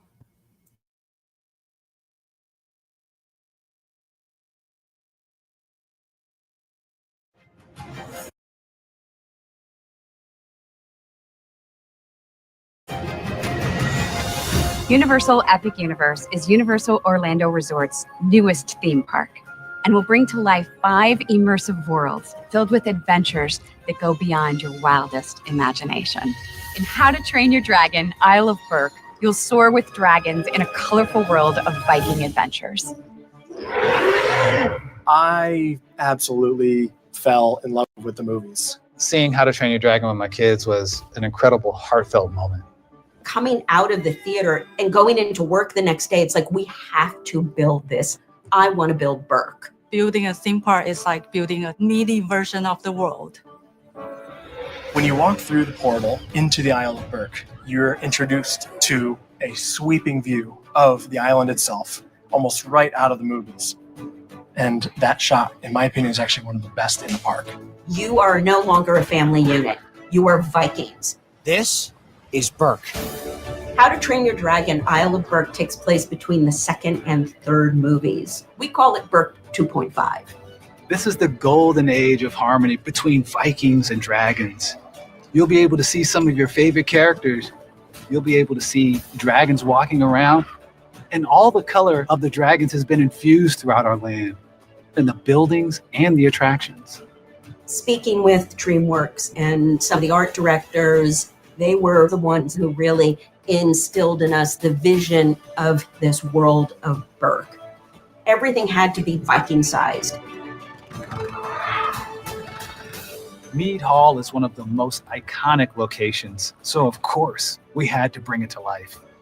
When you walk through the doors and through the vestibule and you see the main dining, I think it's just going to be fantastic. With all of our rides, each of our 4 major attractions are themed after the kids. Hiccup's Wing Gliders is our family coaster. And Hiccup, being the inventor that he is, has developed a way for us to simulate what it's like to fly on a dragon. And Toothless is not very happy, to say the least. He launches our gliders before wings are attached. So rather than a smooth flight through Burke, we're careening wildly, skimming across the top of the lagoon. It's really an adventure. Dragon racing. Dragon Racers Rally is a ride where you all get to fly together and spin upside down as many times as you want. You'll be able to create an experience that's as wild or as mild as you want it to be. It's actually one of the attractions I was most excited for in the whole park. Getting to ride it during testing was very exciting. I think I rode it like 7 times in a row. When you live amongst dragons, it's important to know how to put out dragon fires because it's going to happen eventually. So Fire Drill is a boat ride that is actually a game. You have 2 sides of the boat competing against each other with a series of mechanical targets. You will probably get soaked. Viking training camp is for our smaller Vikings. It is not only just a kids' play area, but it's an area dedicated to teaching Vikings about all the classes of dragons. There's going to be lots of cool discoveries for our littlest Vikings to interact with and explore. The Untrainable Dragon is a live show experience that really brings home the DreamWorks mantra of heart and humor. This is a Broadway level production. This show features incredible costuming and sets and advanced technology that help bring these amazing dragons to life. You never cease to amaze me, bud. Thank you. We have dragons flying overhead. We have dragons that are shooting out flames. And they're not just in the distance, they're right in front of you. If you're coming to Burke, you want to meet Toothless. You're going to come face to face with Toothless and have a meaningful experience with this dragon. Giving guests that opportunity to recreate that moment where Hiccup puts out his hand. Everyone's going to want that iconic shot that we saw. It's the one that pushing like this. I definitely want that. I'll probably cry. The Isle of Burke has something for everyone of all ages, from the attractions down to the little moments scattered throughout the land, to the meet and greets, to the live show. We always have to find ways to push the envelope and do things we've never done before. I think the best thing about an immersive environment is that you walk into it and you believe that's a lane that you wanted to live in. It is going to give guests an experience that they will never forget. We're creating an experience that is going to bring joy to millions of people who come to Epic Universe and the Isle of Burke. Everything about this world is larger than life, and there are so many more adventures and surprises to discover. This amazing new world is going to allow you to enjoy everything you love about How to Train Your Dragon in a whole new way, and you'll only be able to experience it at Universal Epic Universe.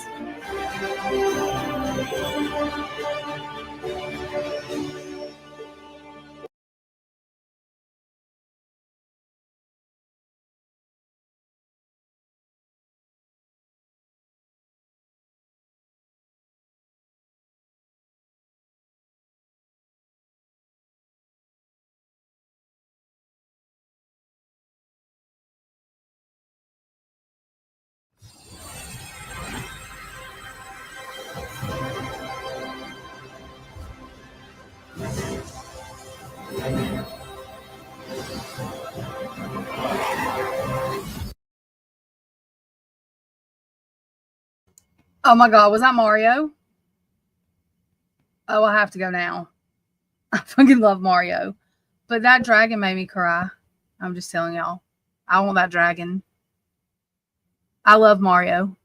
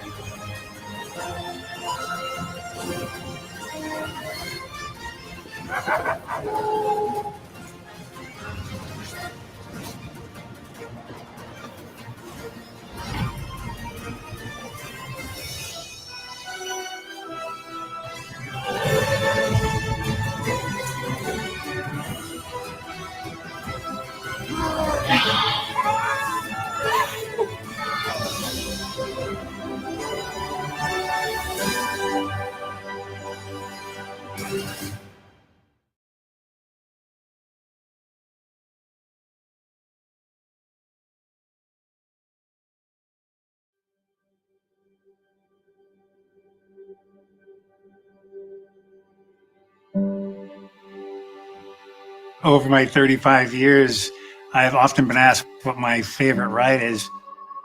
My standard answer is the next one. We live by the ethos that the next thing we do is going to be better than the last thing we did. So even though we've created some really incredible experiences, we're always looking to how do we make the next one even better?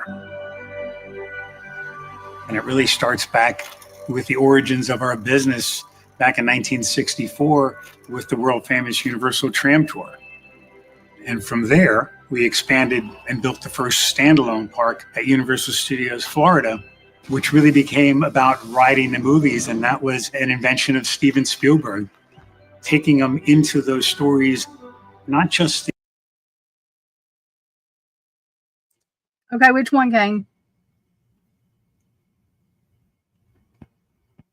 I like E.T. too, because I look like E.T. when I was born. Because I was born like I was 3 months premature, I think. I look like E.T. when I was born. What does that say? Miniature mind. Okay, hang on. Let me see if I can find it. Hang on.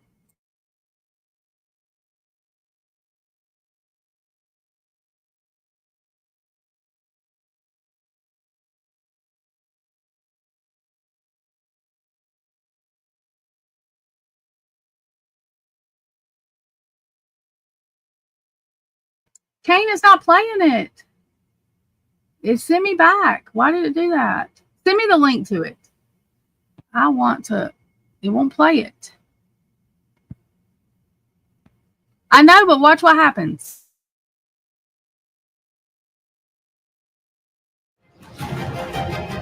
Universal Epic Universe is the next theme park for Universal Orlando Resort and will feature 5 astounding worlds that go beyond anything you've ever experienced before. In the wizarding world of Harry Potter, Ministry of Magic, you'll explore multiple eras of magical thrills and wonder.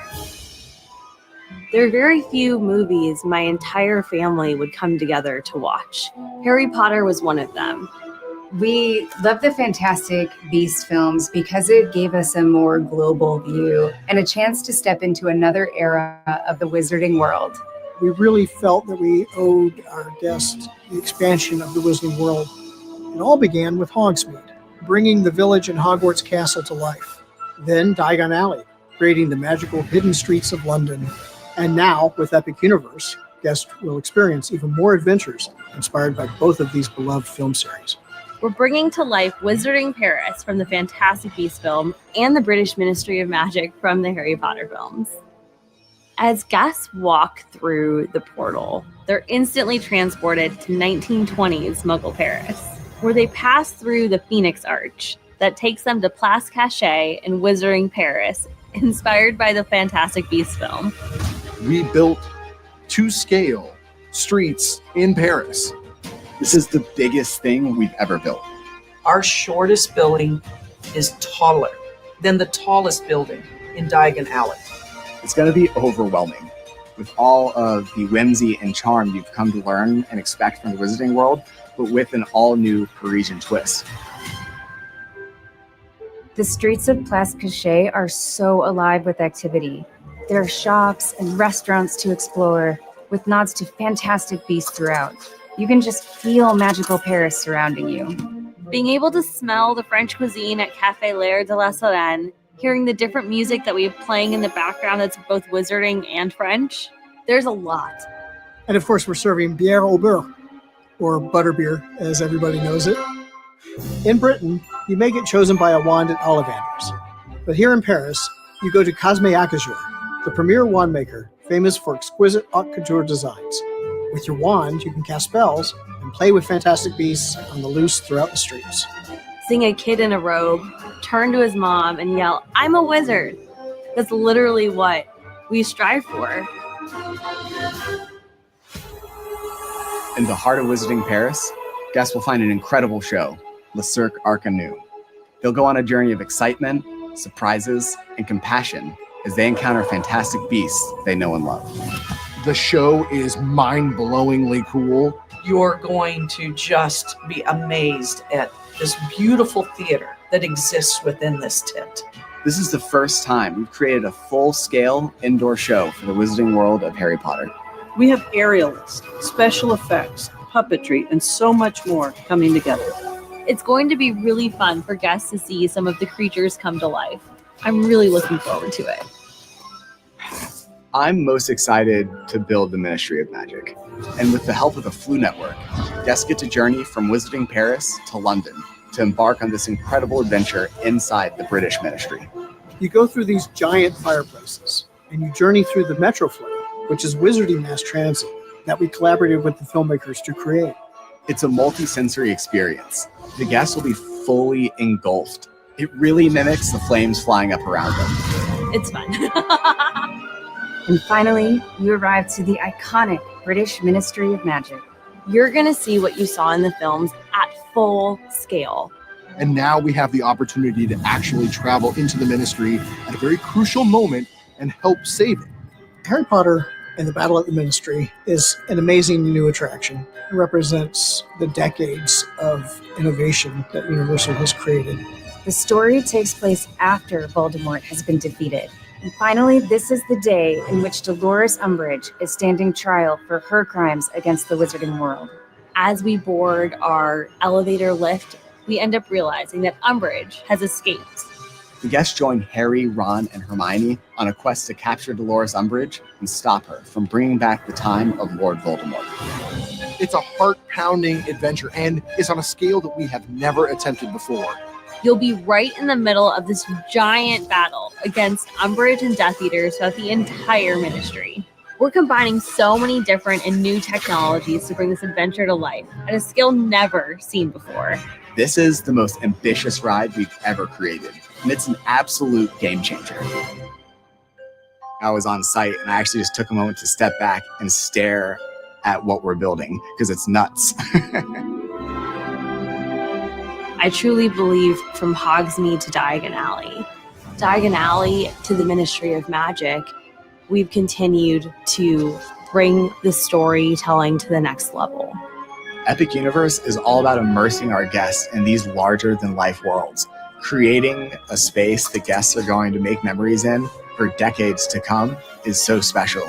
And doing it with stories as powerful as Harry Potter and Fantastic Beasts is just a once-in-a-lifetime opportunity that I'm so grateful to be a part of.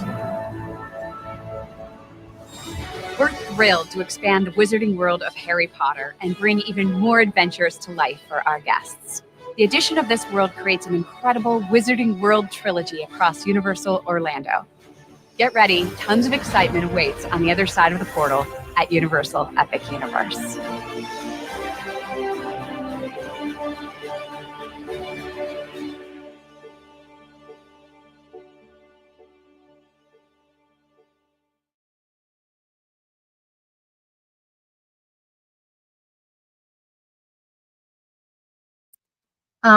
Yes, Kane, I think we need to go. I think that us acting like 5-year-olds would be great energy to put into the universe. Because I will be, y'all, I won't sleep the night before. Like, I'm like a little kid. I love stuff like that. Like, those are the things that I get excited about. It's so stupid. But I get very excited about stuff like that. It's fun. I love it. I used to do that before school started too. I was such a dork. I loved school. And I would get so excited before school started. Like, after I graduated high school, the bus ran the next year and I cried for like 2 hours. I'm such a dork. I'm such a dork. I am such a dork. I get excited about stupid things like that.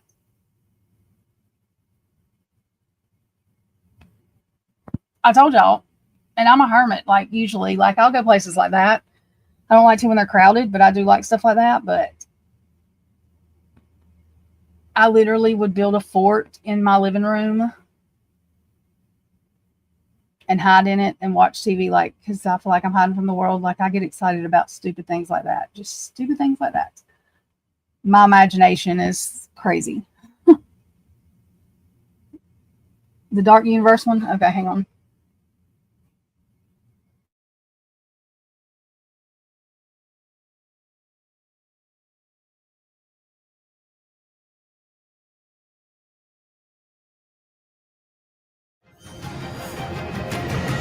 Universal Epic Universe will be the I have to fourth play theme this one park first. at Universal Orlando Resort and will transport you to 5 immersive worlds filled with thrills and excitement.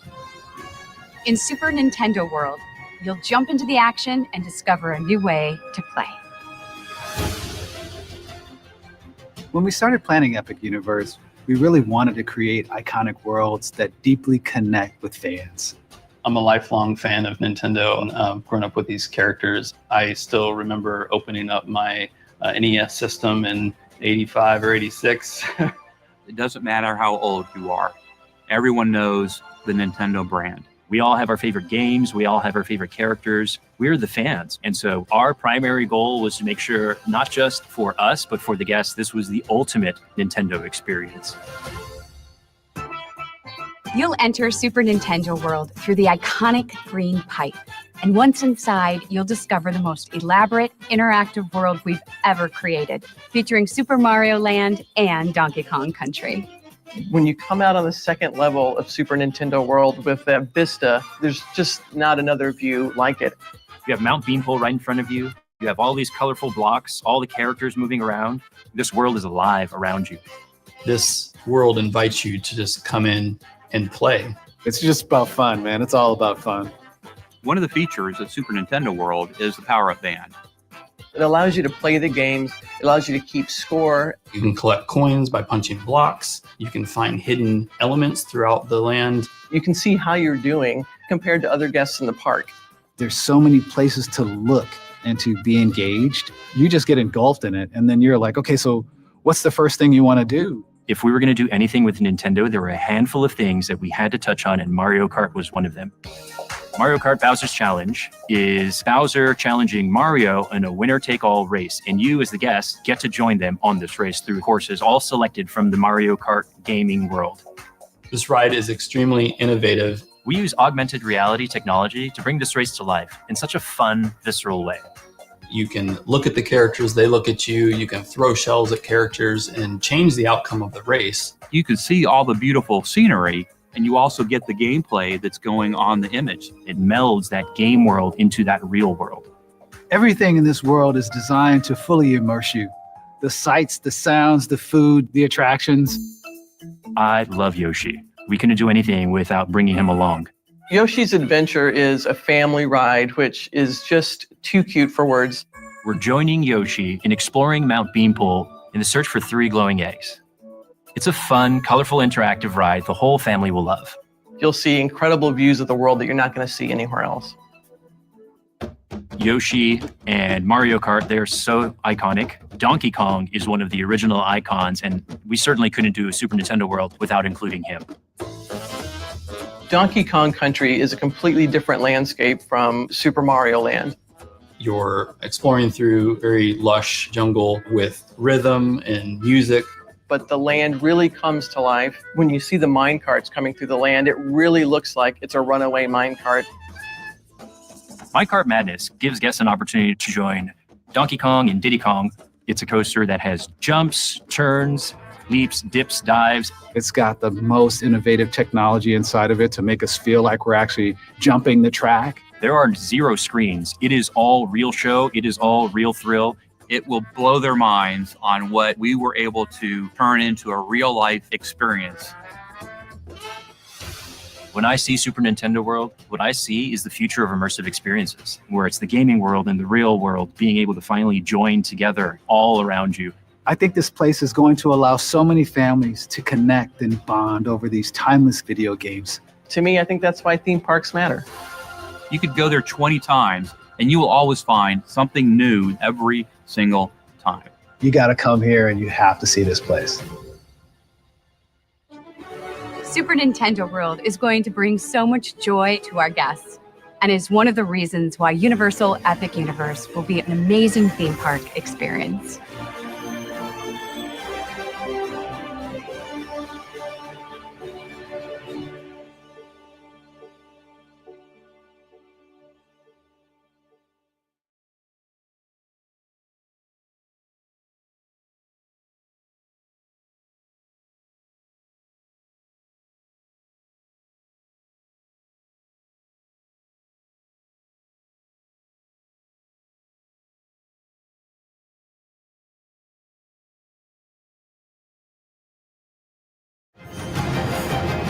Universal Epic Universe is the next theme park for Universal Orlando Resort and will feature 5 astounding worlds that go beyond anything you've ever experienced before.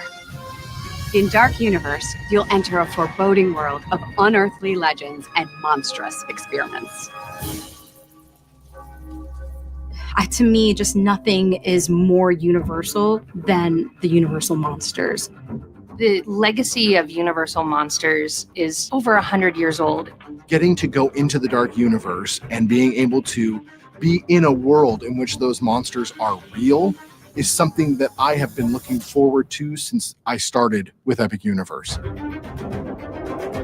We made a place for the monster lovers. We made a place for the thrill seekers. In a way, this project I've been waiting for my whole life. As our guests approach the portal, there's a spire that's crackling with electricity. This is how the dark energy is gathered. And we're going to see the electricity pulsating through the land and connecting at the top of this manor. To a new world of gods and monsters. Dark Universe is inspired by all the Universal Monster films. In our world, all the Universal Monster stories have happened, and Darkmoor is the result of that. It's the consequence. Every inch of Dark Universe tells a story. You can believe that monsters are real and it's all happening right here. There are layers of intenseness, of scariness in Dark Universe. We kind of toe that line of being family friendly, but we can also be PG-13. Roaming the land, we have some monsters that kind of move around, and then some other characters that help connect you to these stories. You can actually have yourself made up to look like a monster and then go out into a monster world. Das Steakhouse is a restaurant that's operated by the familiars of vampires. It's centered around the story of Dracula and vampires themselves. As you enter as a guest, you're going to get fed, and you might be scoped out by vampires. We will have steaks, on steaks. We're creating entertainment for families, and we're creating entertainment for those who want to conquer their fears. Curse of the Werewolf follows the same story arc as our classic film, The Wolfman. It takes place in an area that's really been taken over and inhabited by our mystics. And you see here the new Maleva. And Maleva gives you bad news that you bear the curse of the werewolf. You're immediately put in the wagon and sent out into the woods. This is an incredibly thrilling, family-friendly spinning coaster. It's absolutely going to be fun. I can't wait. The Burning Windmill is a classic part of Universal Monster lore. And so when we created the Dark Universe, we knew that we had to create a burning windmill. There's the windmill. right in front of you, and suddenly it bursts into flames. Inside the burning blade is a wonderful little tavern, and this is the place where the hounds hang out. The hounds are the monster hunters. You'll hear some tales, and their trophies are scattered about.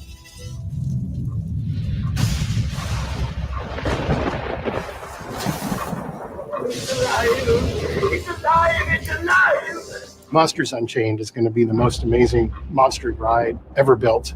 We'd never open these doors to Frankenstein Manor. The thrills of the attraction, the chance to meet all of our classic monsters in a new and exciting way. Inside Monsters Unchained, the Frankenstein experiment, you're going to see things that defy what you know of as a theme park attraction. There's a new resident in Manor, and her name's Victoria Frankenstein. Victoria Frankenstein is the great-great-granddaughter of Henry Frankenstein. You don't know if Dr. Victoria is good or bad, but she does want to bring good to the name Frankenstein again. Every night inside the manor, Victoria is conducting these experiments. You're going to see that she's captured all of the Universal monsters and wanting to control them. Dracula's got other plans. Monsters Unchained has the most technologically advanced animated figures that have ever been built. They are visceral, they are powerful, they are intense. The technology we are using is cutting edge. We literally use every technology I could possibly think of. And then we realized we needed to invent new technology. Imagine what could happen in a Monsters ride when there's a sense of touch. You'll literally be able to feel characters breathing. You want to ride this ride as almost a badge of honor that I can do one of the scariest rides that we've created.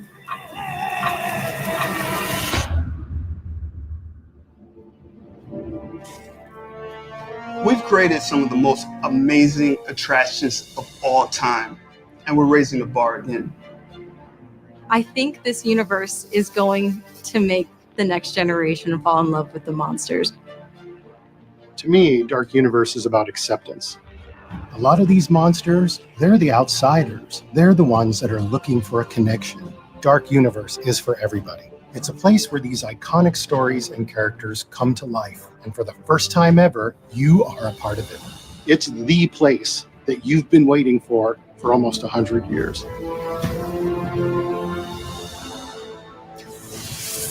The monsters are indeed alive, and we can't wait to see your reactions as you come face to face with all of them at Universal Epic Universe.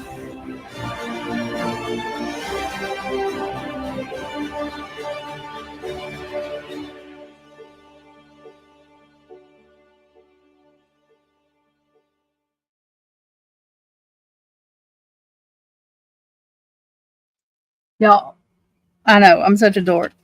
That's so exciting. Oh my God. I want to go. It's going to be great. I will aggravate the shit out of Kane because I would not sleep the night before. I would be like, we're going to do this and this and this and this. That's the way I am. I get really excited. Oh, I want to ride the Aerosmith roller coaster. Oh, have y'all seen that? Let me show you. I'm such a dork, y'all. I love amusement parks and rides and stuff. Like, I'm really a dork. Hang on.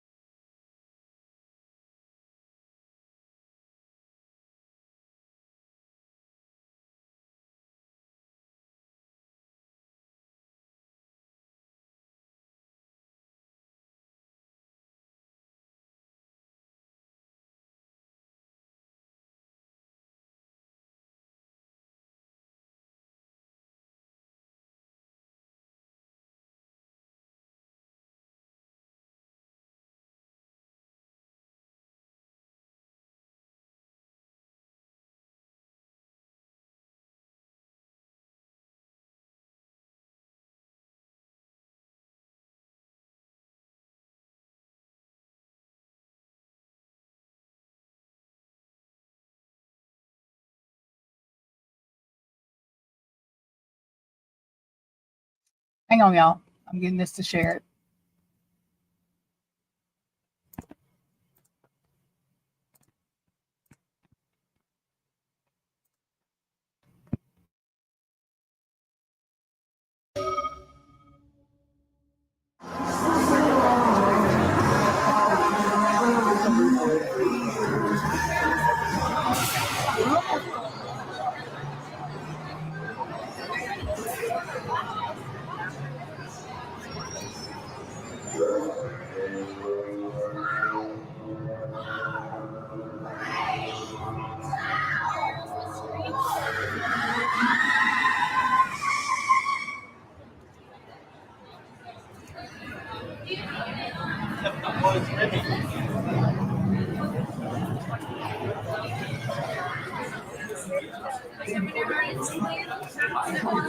Sus efectos personales en el piso y de vigilar a sus niños.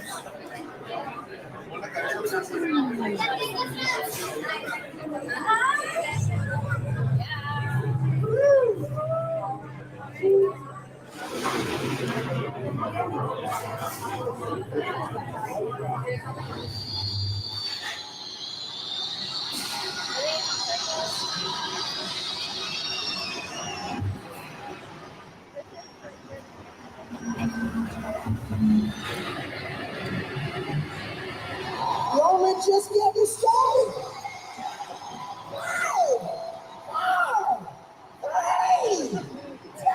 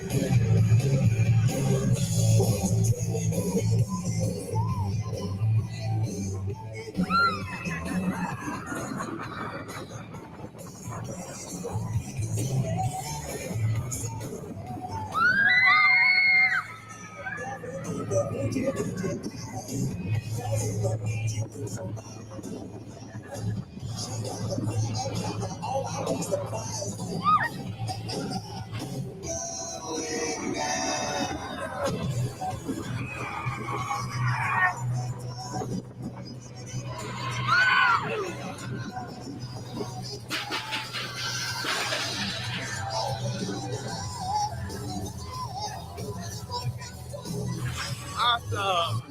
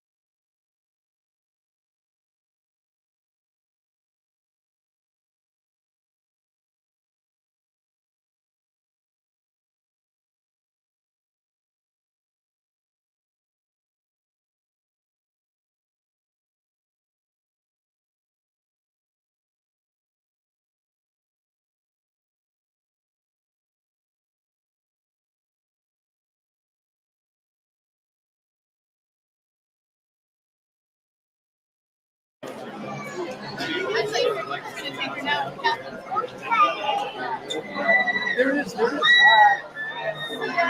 Excellent. That was a good one. That was great. It felt good.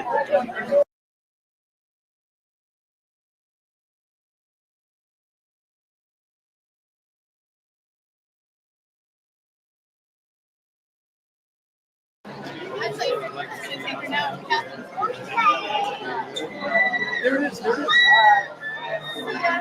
Excellent. That was a good one. That was great. It felt good.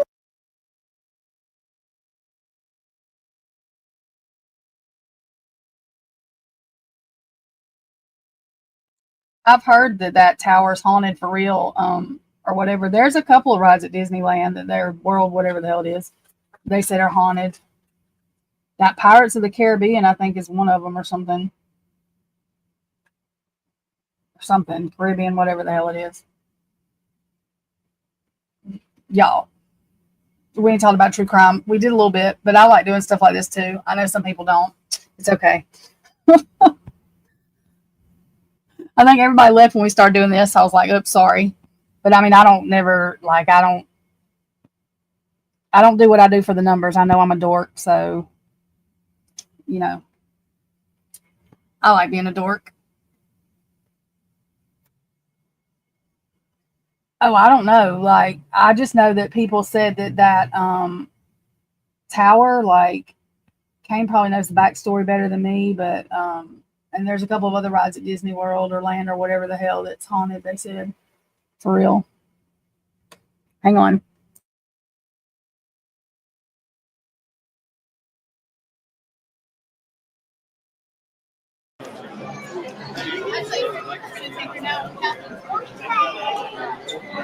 There it is. There it is. A good one. That's good. It felt good.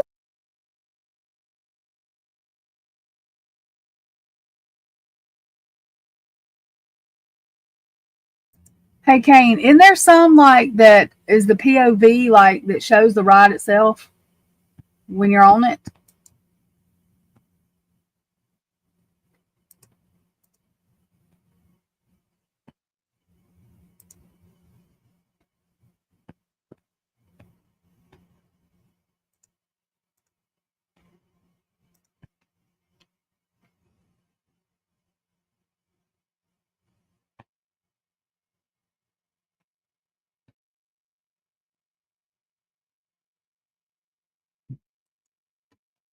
Like, hang on, let me see if I can find it. It shows like them somebody riding it, like they take their camera in while they're riding it. Hang on.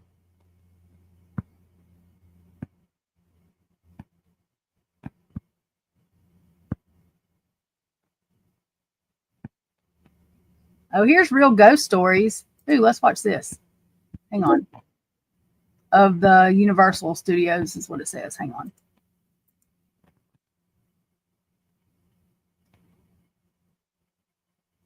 You'll tell us the backstories. Oh God, hurry up, advertisement shit. Really?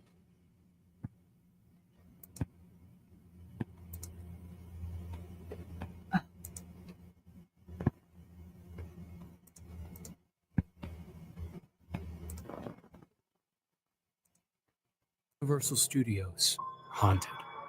Tonight we'll present you 13 unsolved ghost stories ranging from ghosts that came out of tragic accidents to ghosts of some of the most iconic Hollywood stars. So, is Universal Studios Hollywood haunted? The Ghost Pilot. Many people say that tragic accidents produce ghosts, and maybe they are right. Let's take a look at this story.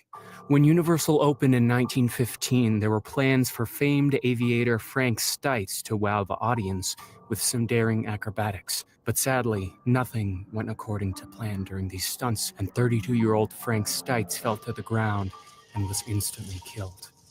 Nobody thought of Frank until 2015 when, while walking around the backlot near the Psycho House, Halloween Horror Nights director John Murdy heard an eerie giggle. He heard from many team members a story about how they had seen a man dressed in a pilot uniform near that area.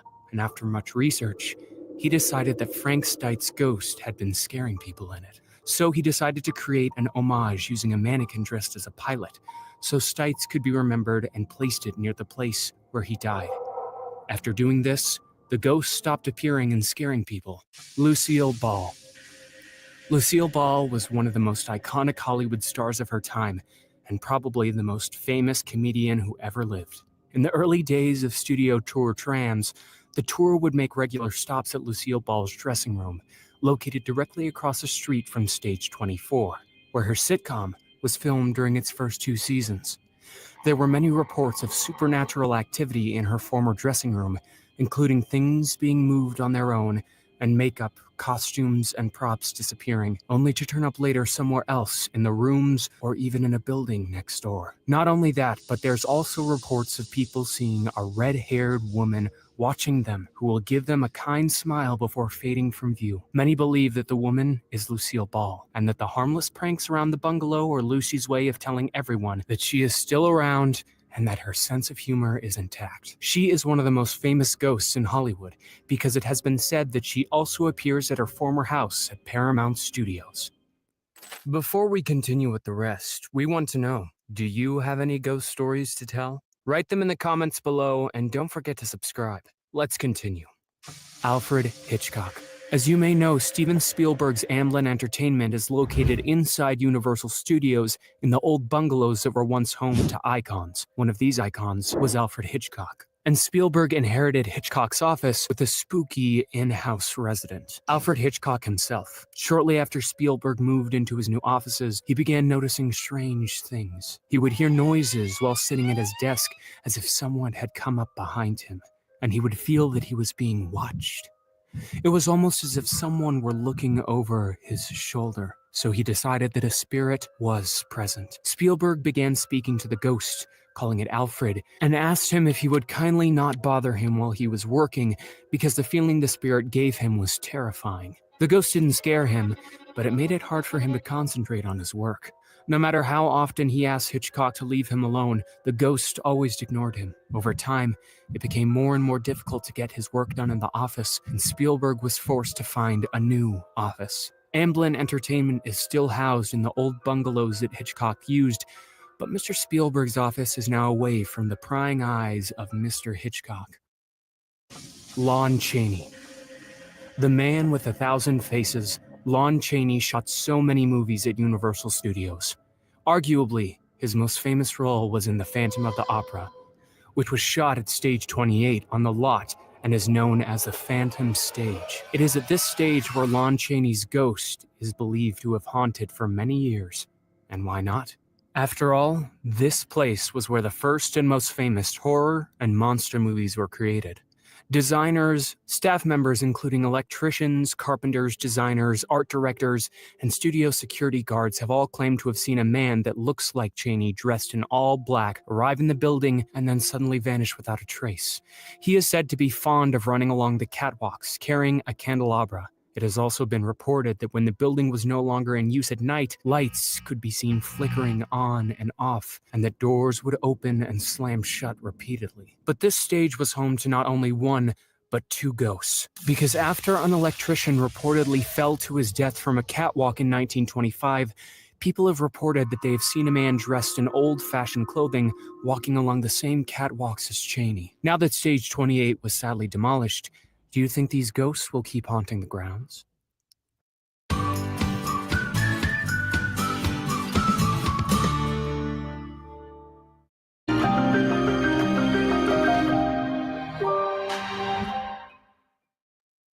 Revenge of the Mummy Ghost. Revenge of the Mummy is considered a pretty scary ride in itself for some people, but after you hear this story, the creepy factor will go through the roof. Right after the ride opened, the reports of this ghost began flooding team members. Guests would come off the ride terrified after seeing a young boy standing on the tracks as a car barreled down on him at 45 miles an hour. At first, the employees would frantically shut down the ride and rush in, expecting to find a terrible sight, but they would not find anything. They wouldn't find anything in the security cameras either. After a while, team members began to see and hear things themselves, and the reports told the same story. A boy, about 10 years of age, wearing early 20th century clothing, standing on the tracks directly in front of the oncoming car. Soon, team members began to realize that what guests were likely seeing was a ghost. No one knows who this lost little boy is, but the fact that he is always seen in old-fashioned clothing would indicate he was possibly a child actor who died playing a role. But who knows? After a few months, the reports began to fade, and the ghost has not been seen for many years. That doesn't mean he is gone, because people say that he has just moved next door. Halloween Horror Nights Maze.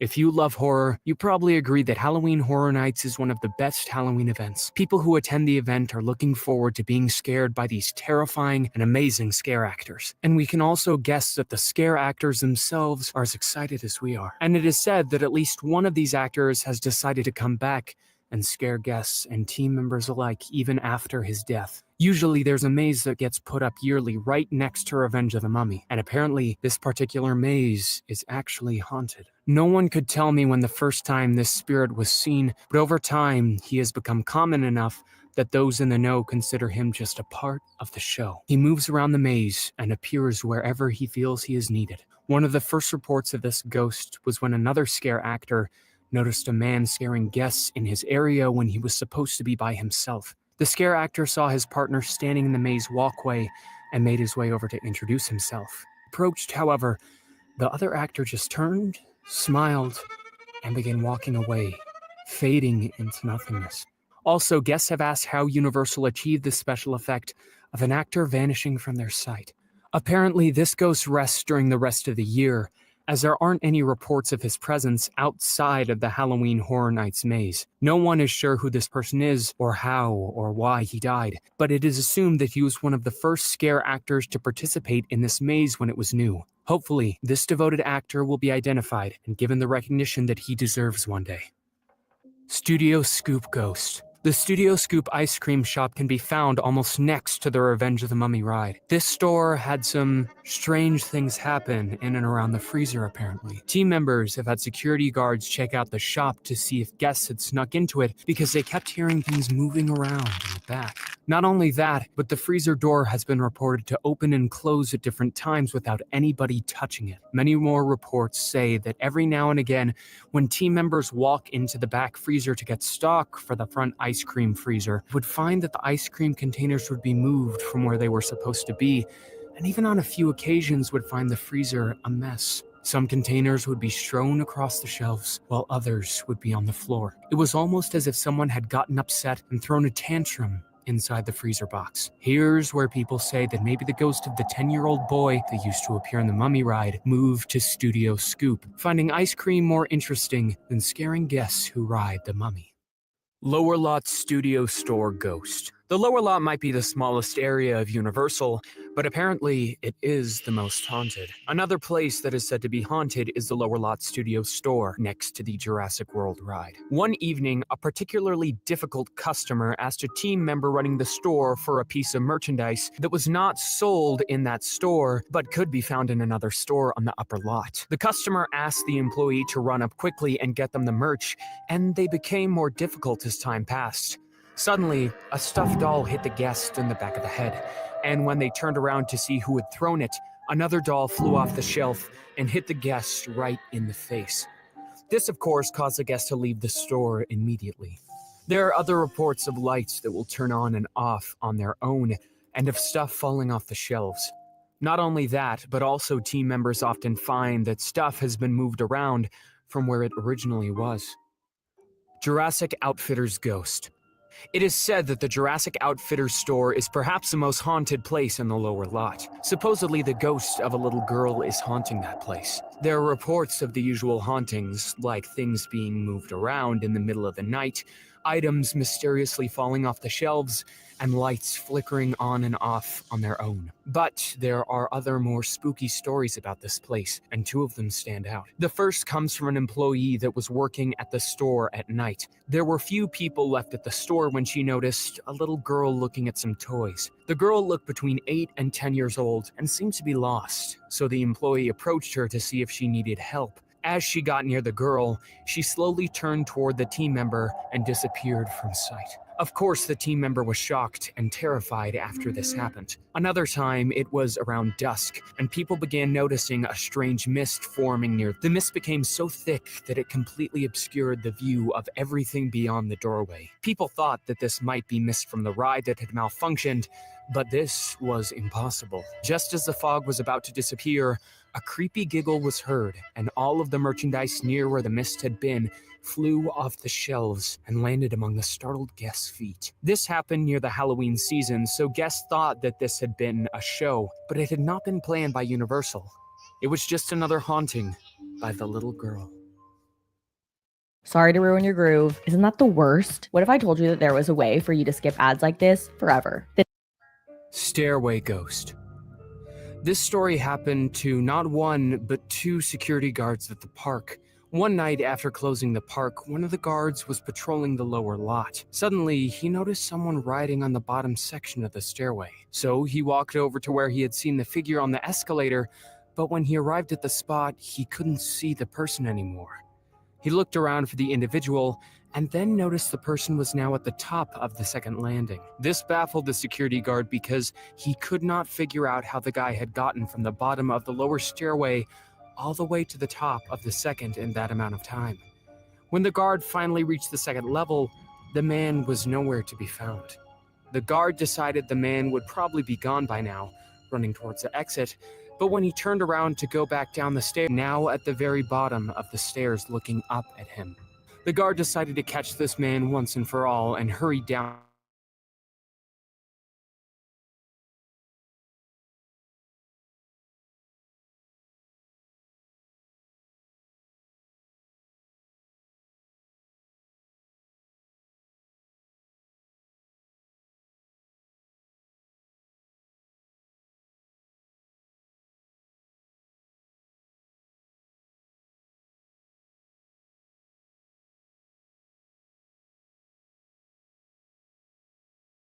face. The guard was able to make his way back up the stairway when the man simply shook his head and disappeared. This story happened to two guards on different nights, and people think this is the same ghost who haunts the Halloween Horror Nights maze next to the Mummy ride. Who knows?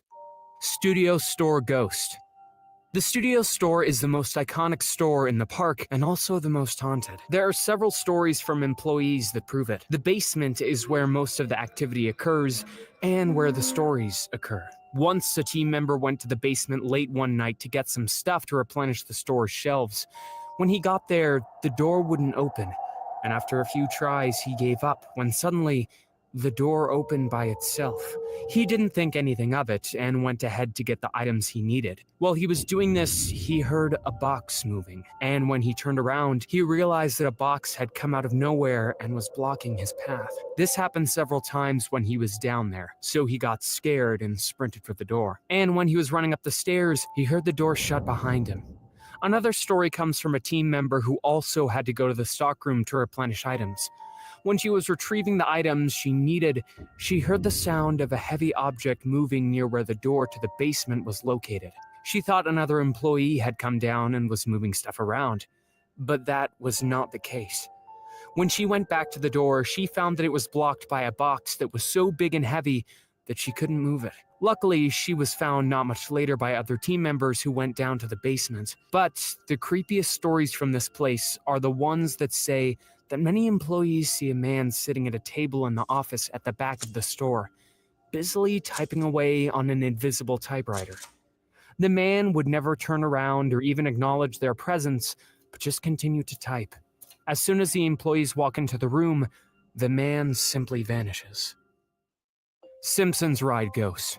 Another ride that has ghost activity is the Simpsons ride. There's a little girl who haunts this ride, not only nowadays, but since before the ride was changed. When the Back to the Future ride was still open, there were many reports of a little girl who appeared to be lost and without any adult supervision. When team members checked on this girl, they couldn't find anything. These reports were made so often that the girl became an urban legend among employees, until one evening when a ride technician heard someone giggle. He looked around for the girl until he found her, but when he began walking towards her to help her, the girl smiled at him and walked right through the wall.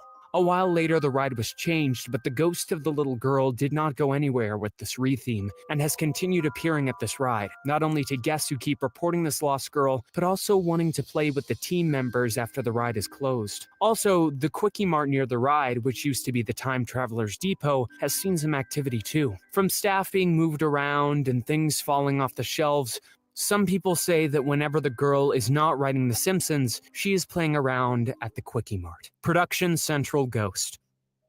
We've arrived at our last ghost story from the park. This one takes place at Production Central store in the upper lot. According to two team members, they were working in the store, taking turns helping guests, when one of them noticed that the mannequin in the store had been moved. So one of the employees took the time to move it back to the right position, facing the entrance. About 10 minutes later, they glanced over and found that it had once again been moved to face the back of the store. They thought it was someone playing a trick on them and decided to keep an eye on the mannequin after moving it again.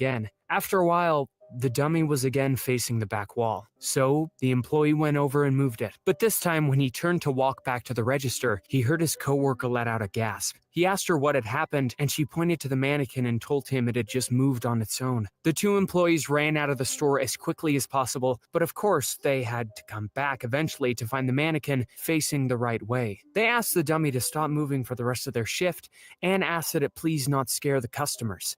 They were both relieved when the figure stayed put, and since that day, neither of them have seen the mannequin move again. What's your verdict? Is Universal Studios Hollywood haunted? Or is it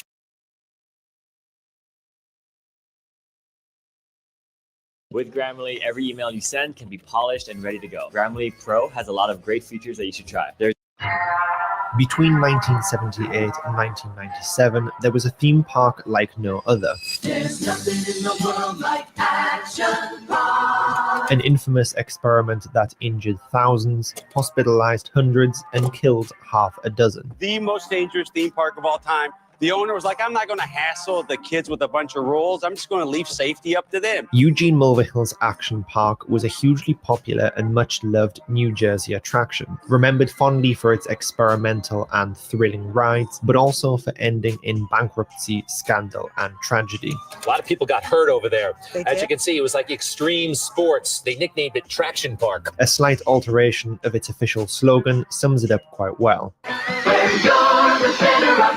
Action Park, where you're the center of the accident. In today's video, we're going to dive into the strange world of America's deadliest amusement park.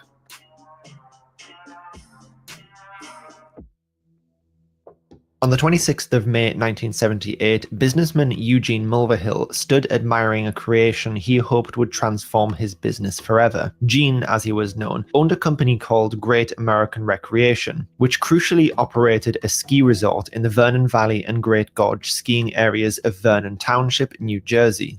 Gene really wanted to address an inevitable difficulty of running a ski resort business. During the summer off-season, when the snow has long disappeared, your resort turns into little more than a regular grass hill. And as the snow goes, so does a significant majority of your business. Ski resorts had for some time been experimenting with opening summer attractions to make the land bring in revenue during this off-season, and Gene wanted to do the same. Following the example of other resorts, in 1976 he installed a 2,700-foot alpine slide down one of the steeper trails, and by 1978 added 2 water slides and a go-kart track. The result was a collection of attractions that became known as Vernon Valley Summer Park, which would open that May. This made it one of the first water parks in America, and over the following 2 decades would grow to 75 separate rides under its rebranded name Action Park. But as well as its massive size, Action Park was unique in one very particular way. As his son Andy Mulvihill put it, Gene didn't want to do the same old shit, where you just get strapped into something or it twirls round. He wanted to take the idea of skiing, which is exhilarating because you control the action, and transfer it into an amusement park. There's inherent risk in that, but that's what made it fun. This simple philosophy of putting the guest in control made the park hugely successful, but would also become its biggest controversy. Action Park's first ride was coincidentally one of its all-time most dangerous. The 2,700-foot sledding track was constructed out of a mixture of concrete, fiberglass, and asbestos. Patrons would slide down the winding track on a small sled using only a handbrake to slow their descent. Injuries were atrociously frequent, as patrons were sent down without much prior warning of the high likelihood their sled could jump the tracks on tight corners if they failed to apply the required amount of braking or lean to distribute distribute their weight properly. Owing to poor maintenance practices, the sled's braking system would really only offer two settings: extremely slow and a speed described by a former employee as death awaits. The result was patrons, usually wearing only bathing suits and most definitely without any helmets or protection, would regularly be thrown off their sled, suffering severe abrasions and broken limbs. Between 1984 and 1985, the slide alone was responsible for 14 fractures and 26 head injuries. In fact, it's reported that at the end of a busy day, staff would find certain sections of the slide coated in a reddish sheen of blood and shredded skin. Staff kept a magic potion of 70% alcohol and 10% iodine on hand to spray down severely carpet-burned patrons. An employee was ejected at such a high velocity that the resulting injury gouged the back of his legs and butt so badly that he needed 200 stitches. And finally, just to add insult to injury, because the Alpine slide traveled directly under the park's former ski lift, those riding would routinely get spat or urinated on from above. The slide was located at the Alpine Centre, one of the three main sections of Action Park, the other two being Motor World and Water World, which housed the vast majority of the park's rides. The nearby skateboard park was closed after only a single season due to inadequate build quality. The skating bowls were separated from each other by pavement, which in many cases did not match the height of the bowl edge, meaning boards would get stuck on the lip. A former employee commented it was responsible for so many injuries that we covered it up with dirt and pretended it never happened.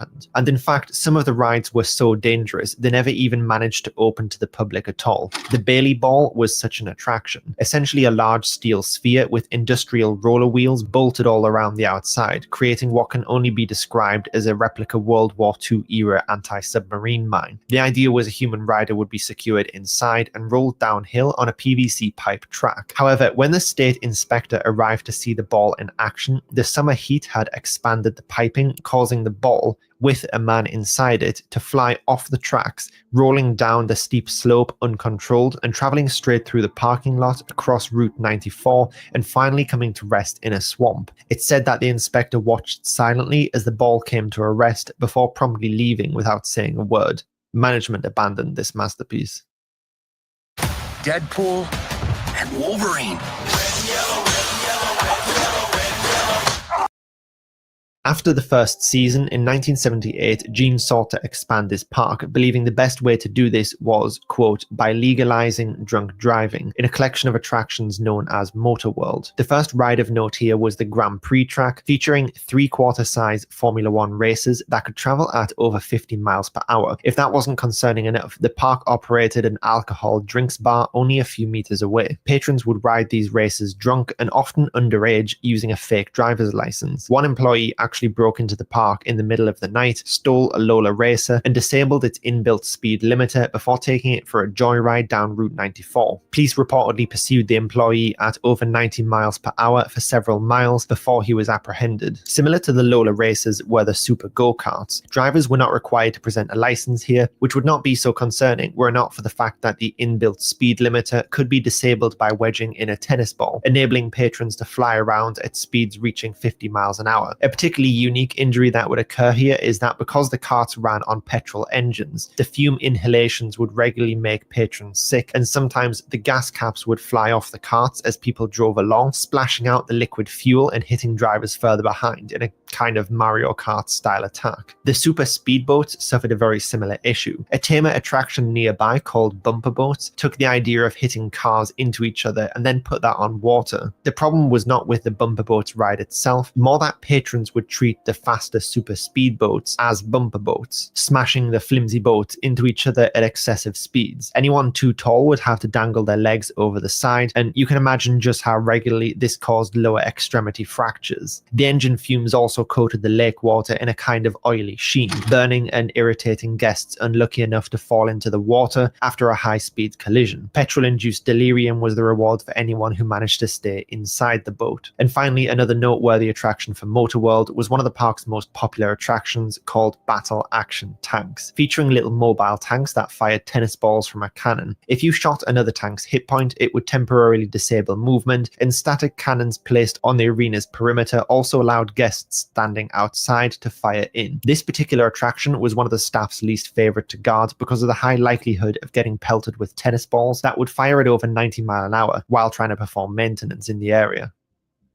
But finally, the most loved and most infamous section of rides were gathered into an area known as Waterworld. Undoubtedly the most dangerous, these were the rides that would ultimately lead to the tragic downfall of Action Park. Probably the single most recognizable of all these rides was the Cannonball Loop, a fully enclosed water slide with a unique, completely vertical loop at the end. You tend not to see these at water parks for the perhaps unsurprising reason that shooting people out of a vertical loop is not necessarily conducive to their survival. The ride itself was built kind of by the eyeball, using some nearby car factory workers who had recently been made redundant as labor. When the first test dummies went down, it was reported that one came back missing its head. To convince real humans to go down, the park offered employees $100, and eventually Eugene's son Andy was the first person to do so, but in full hockey protective gear. This ride suffered from an inevitable problem of physics. If a human body was either too light or too heavy, they often wouldn't have the right momentum to safely clear the loop and would get stuck at the top, crashing down on either side. Nosebleeds and facial and back injuries were extremely common, so much so that the ride was only open for a single month before the state's advisory board forced it shut, considering it too dangerous. Some early riders were even coming back with lacerations to their bodies, and when the ride was closed to determine what caused this, teeth that had been knocked out of previous riders' mouths were now lodged in the foam-lined interior walls, slicing open the next riders as they passed through. But the Cannonball Loop was by far from the only crazy installation. The Tarzan swing was a steel arch suspended from a cable over a spring-fed natural pool. Patrons waited in long lines for the chance to swing out and jump off into the water below. Because this spring was fed by mountain water, the temperature rarely exceeded 50 degrees, a fact most only came to appreciate as their bodies immediately went into hypothermic shock upon entering the water, where they would need immediate rescue after being unable to pull themselves back out. Another danger was if you held on for too long, you risked crashing into the concrete platform at the far side of the pool, something that broke many ankles and toes, but that's just a skill issue really. In fact, unsuspected danger was a prevalent theme of Waterworld. At the Aqua Scoot, patrons would skim across a shallow pool of water only slightly deeper than a puddle in places, using a plastic sled in the same manner as skipping a stone over a lake. However, if you lean too far forward or back, the edge of the sled would bite into the water, catapulting the rider's head directly forward into the shallow puddle, resulting in serious injuries. Even if you avoided this, often the attendant would have already let the next rider down, slamming straight into the back of you. The collection of raft-based artificial whitewater rides were also notoriously dangerous. Roaring Rapids was built to look like a natural river, complete with jagged rocks and sharp overhangs that fractured femurs, collarbones, and dislocated knees and shoulders. One of the courses featured a toilet bowl which flushed riders down into a dark tunnel. A tunnel lined with foam padding that would often tear away from the walls, narrowing the hole and causing human riders to clog the toilet. Attendants would then have to quickly turn off the water supply to stop those congested patrons from drowning. Surf Hill was another infamous attraction. Patrons would slide down a wet sloped surface on foam mats at high speed, landing in a very shallow puddle. The barriers between lanes were minimal and people frequently collided with each other on the way down or at the end. The seventh lane was known as the backbreaker due to a special bump midway intended to allow jumps and splashdowns into a larger puddle. It also had a reputation for causing serious injury, but both employees and spectators much loved this ride for one very particular quirk. You see, Surf Hill was especially good at separating women from their bikini tops. Women would stand up at the end of the surf and, disorientated from hitting the plastic ridges at high speeds, wouldn't realize that they had emerged significantly less covered than they began the ride. A nearby snack bar was installed specifically to take advantage of this view. However, a single single ride stood out from all the others, a ride so deadly it quickly became known by employees as the Grave Pool. The tidal wave pool opened at the start of Action Park's 1981 season. The pool was 100 feet wide and 250 feet long and could hold 500 to 1,000 people at once. This was a seriously large and deep wave pool. The waves were generated by underwater machines for 20 minutes at a time with 10-minute breaks and could reach a whopping 1 meter high. The comparative calm of the water in break periods contrasted with the severity of those waves in a relatively deep pool that got deeper towards the machine end, meant that patrons would often get sucked much deeper into the pool than they intended, only realizing their mistake when they were in over their depth with nowhere to stand up. Because of the unrestricted entry, the water would often be covered in a dense packed layer of floating rings, which would keep people trapped underwater if they got swept down. The dangerous conditions would often cause people to crowd at the relatively few ladders to escape. 12 lifeguards were on duty permanently, and on high traffic weekends, as many as 30 people would need to be rescued from drowning. For comparison, a regular pool lifeguard will usually make 0 or a single rescue per year. In fact, when a consultant lifeguard arrived to make recommendations to improve safety, he was so overwhelmed by the severity of the conditions, he simply disappeared and never returned. And out of the hundreds of near drownings, on 3 separate occasions, the wave pool would prove to be fatal. In July of 1982, a 15-year-old boy named George Lopez would drown. 2 years later, 20-year-old Donald DePass, and finally, in July 1987, 18-year-old Gregory Grandchamps. These were not the only deaths at Action Park. The first reported death was in 1980, when 19-year-old George Larson Jr. was riding the Alpine slide after hours. His cart jumped the tracks, and when ejected, George's head struck a rock. He died from his injuries 8 days later in hospital. Then on the 1st of August 1982, only 2 days after the drowning of George Lopez, 27-year-old Jeffrey Nathan was riding in an attraction we actually haven't covered yet, called the Kayak Experience, which, despite sounding and being relatively tame compared to some of the other attractions, featured a hidden deadly secret lurking under the water. The Kayak Experience was an artificial whitewater kayak run powered by underwater fans that agitated the water to provide the current. Frequently, kayaks would tip over or get lodged among the concrete rocks, meaning patrons would have to step out of the kayak in order to right it again. When Jeffrey stepped out, his foot touched a grill covering one of those electrified fans. A 19-ampere current passed into his body and caused him to go into cardiac arrest. He later died in a nearby hospital. And finally, sometime during 1984, a man died after suffering cardiac arrest, allegedly caused by the shock of cold water in the pool beneath the Tarzan swing. The water that day was believed to be around 50 degrees.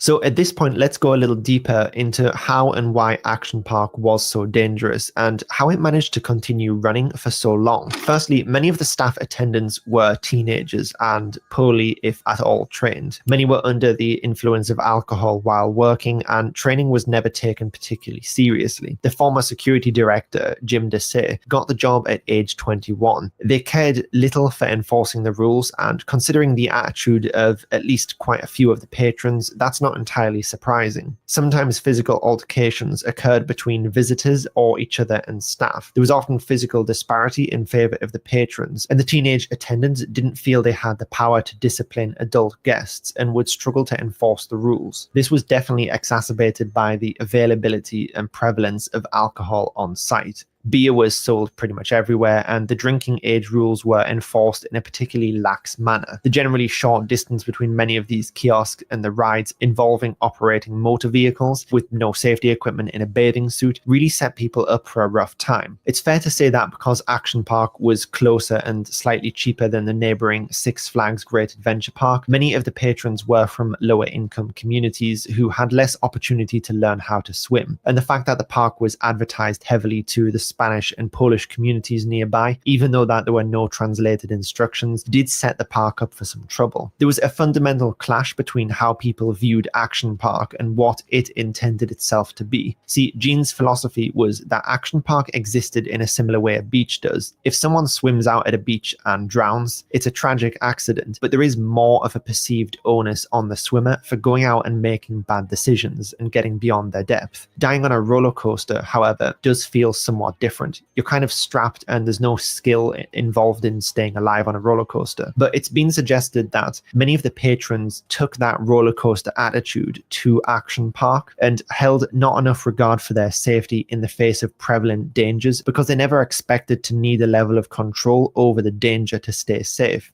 People just didn't realize that the wave pool was a genuine threat to life if used incorrectly, and the lifeguards regularly had to rescue people who jumped into the deep end without actually being able to swim. And again, turning to how the theme park ran for so many years with such a poor safety record, there are actually multiple interesting contributing factors. Because many of the rides were pioneering at the time, often built out of wild imagination as opposed to stringent engineering and testing, it was difficult for the regulatory authorities to control Action Park's rides. Especially in the early days, if a person survived a test run and nothing visually was falling apart, that was considered adequately safe. It's probably not a huge leap to also say that a special relationship existed between Action Park and the state, as the park was only ever fined once in its operating history. In fact, there's a humorous anecdote that when the local government complained about the high demand for ambulances generated by Action Park, Gene simply bought the local hospital a new fleet of vehicles. Accident and injury reporting was often not done correctly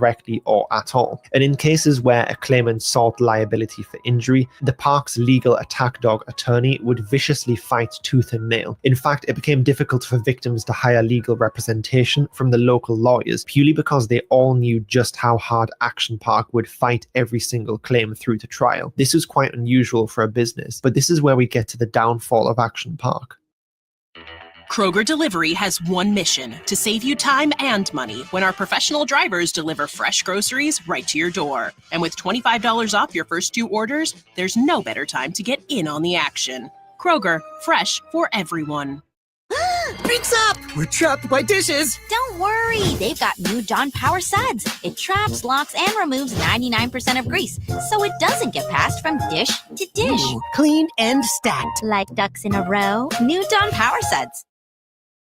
Action Park wasn't forced closed, it actually went bankrupt. GAR simply couldn't contend with paying for everyone who got injured there. As one litigant alleged in the early 1990s, there were over 2,400 active or past litigants who were seeking compensation against GAR. It turned out that the reason Action Park fought so hard to avoid paying was simply because they had no insurance. It's surprisingly expensive to insure for rides that have a tendency to maim and kill, so Gene came up with a pretty ingenious solution. He just set up his own fake insurance company called London and World and insured Action Park for nominal cost. He then did something really crafty and underwrote his fake insurance company with an actual real firm called Dover Insurance, saying to anyone who asked that they would cover any gaps in his own coverage. Dover and nobody else realized that this meant they'd be covering literally any payouts. It was a clever workaround that avoided Gene needing to pay any premiums while still technically operating with some coverage. Not surprisingly, the government were not happy to find this out, but Gene did make the argument. He paid out of his own pocket whenever someone got injured. And by February 1996, the constant legal attacks culminated with the creditors who had taken on their $14 million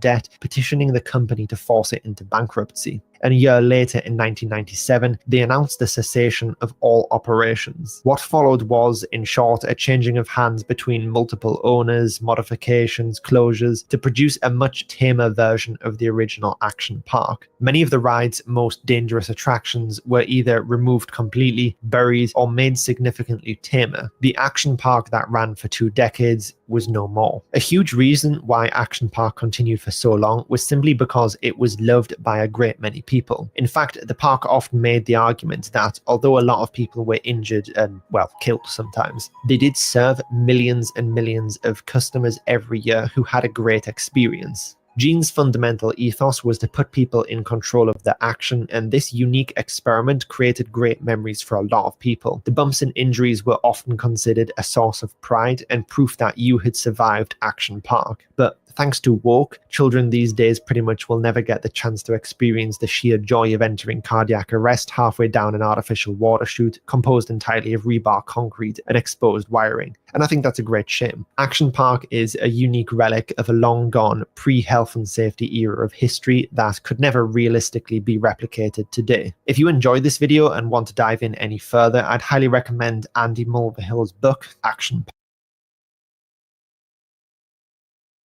Did you know Disneyland's haunted? The park is nearly 70 years old. Over the years, there's been a few horrifying deaths there. I'm Mackenzie Marie, and today's video is sponsored by Pear Eyewear. Today, I'm going to Disneyland to do a paranormal investigation to try to talk to those who lost their lives while visiting Disneyland.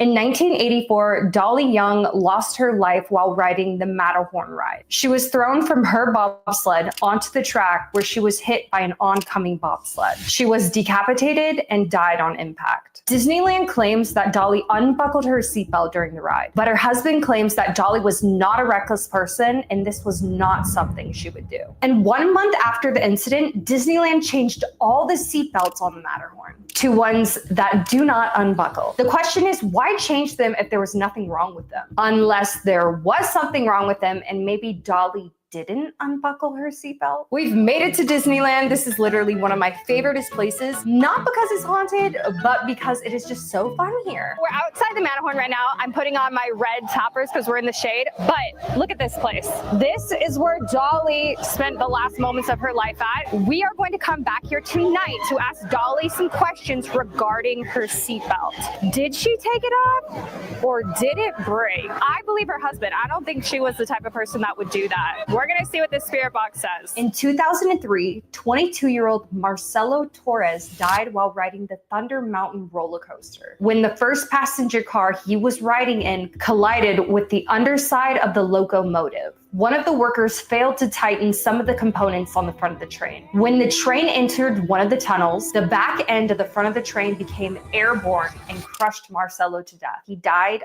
on the ride. Hey guys, we're outside Thunder Mountain right now, and I just put on my tortoiseshell pear sunny toppers. I'm gonna go look at the locomotive to see the thing that actually fell on top of him. When I was younger, I would only ride this ride in the very back of the train because of what happened. This is my first time going on the front. Damn, that thing is huge. This part came up. It came up like that. Here's where they were sitting. Gotta keep my glasses safe. We got them in the safe little pear container.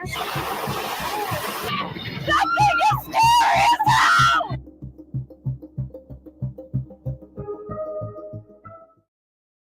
We are going to come back to Thunder Mountain tonight to try to talk to Marcelo. We don't know if we're going to get anything. In 1973, two brothers, one 18 and one 10, hid on Tom Sawyer's Island past closing time. When they tried to leave the island to sneak around the park, they had to swim across the River of America, which has a consistent cross current. The 10-year-old boy did not know how to swim, so his older brother let him ride on his back while he tried to swim across the river. The older brother drowned halfway through. Fortunately, his 10-year-old brother managed to survive by doggy paddling until someone found him, and his brother's body was not found until the morning. And in 1983, another 18-year-old drowned in the rivers of America when he stole a rubber emergency boat from Tom Sawyer's Island. He crashed the boat, fell out, and drowned. Right now, we are outside the Rivers of America, and I'm putting on my black top sunnies. If you look out into the water, you can see how it's consistently moving. That is the cross current. Now, that's what the boys got stuck in. This island right here, that is the island that they snuck onto. We're gonna go over there. We're gonna try to find where maybe they hid at. Now, this is the Pirates lair. Change in branding here. Look at how far this is. That doesn't look like that far of a swim, right? No.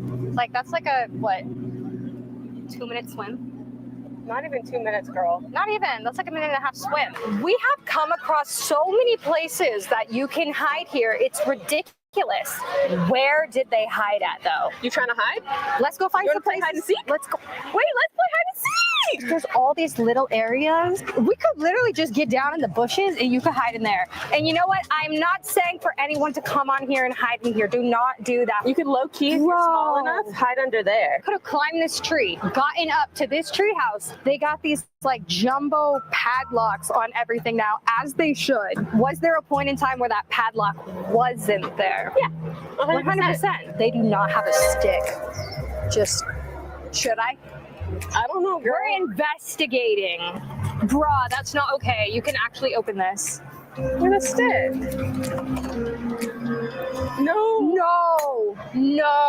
The fact that we found that easily, that's not okay. Someone could hide in there today. And we could open that, just so you know. Just doing a little due diligence for you guys. Further. Yes. Yeah. Obviously, we're going to tell somebody about that because we don't want someone to get hurt. Not all heroes wear capes, okay? Wow. Oh, this is as sturdy as my mental status. The boat, don't tip the boat over. There's little kayaks down here. What's in here? Whoa. This whole place is just caves. Bro, a worker is not going to come through they can easily hide. We want to talk to one of the boys that was here. Might have stayed overnight. Can you guys give us an idea of where you might have hid at?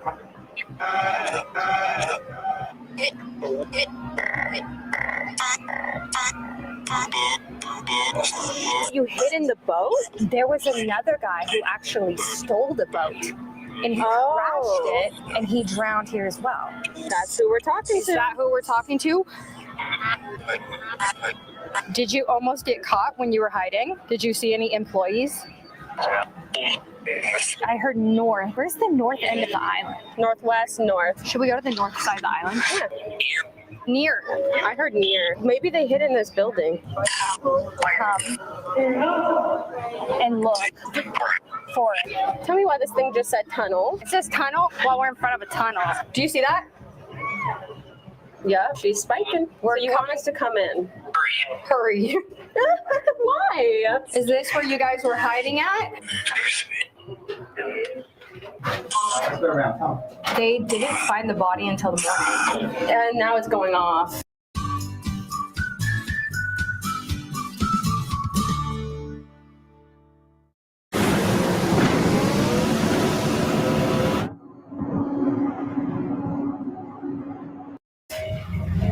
Yep, it went red. It literally went red. Is this the boy that we were talking to? The boy whose body was found the next morning? Yeah. Yes, it literally just said yes. I heard tunnel.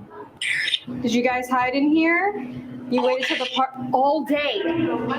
All day. Did you hear that? Mm-hmm. This must be where they hid. Look, it's literally just a crevice to hide in. This is all this spot is for. They could have sat here all day, and there's parts of the cave that doesn't even see this part. Like, it's blindsided to it. No employee would be coming and crawling in. Oh yeah, 100% no employee would do that. I feel like we needed to come and see this spot.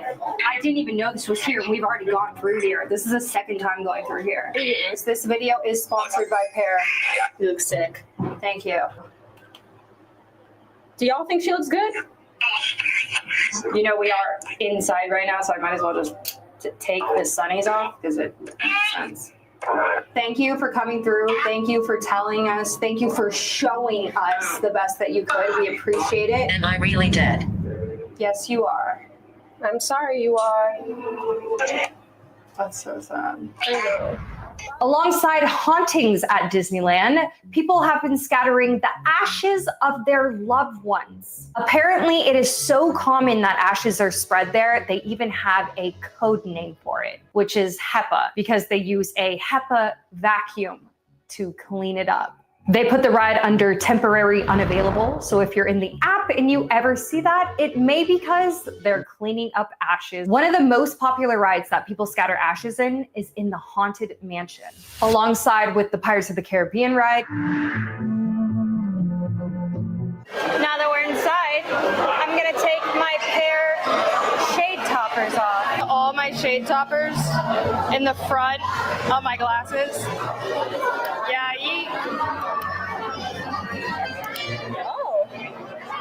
Oh, she said layers. And the ones ones I don't want, I just put them in my little container, throw it in my bag. Grave. People are known for dumping their ashes here, and you're meaning to tell me it said graveyard? And it said grave too. Oh, by the way, there's a drop right now, so you might. Is there? Whoa. There's another drop, by the way, right now. This ride is really creepy. I would not want my ashes spread here. Whenever I'm on this ride, I always get this weird feeling. Oh, it's going off, girl. The K2 is going. There's apparently one real skeleton in here, and it is above the I was sick. Is there anyone here with us right now? I'll give you a little seat. Yeah. We want to talk to someone who might have had their ashes scattered here. One of the most haunted attractions at Disneyland is the Winnie the Pooh ride. There's been an older woman seen walking around the ride. Employees have seen her so commonly that now they call her Grandma. Employees have to emergency stop the ride all the time because they see her on the monitor and think it's an actual person walking around the attraction. We're going inside. I gotta take these off. Sponsored by Pear. I love you, girls. Slay! We gotta ask her if it's haunted. Yes! We gotta ask her if find she's her. seen anything. Let you know if it's spikes. A little bit. Yeah, it's spiking. Grandma, are you here? Whoa, it's literally spiking. Grandma, are you here? I wonder what part of the ride they see her in. Just look at that. The honey. She loves the honey. Now that we're back outside, put back on my sunny top shade.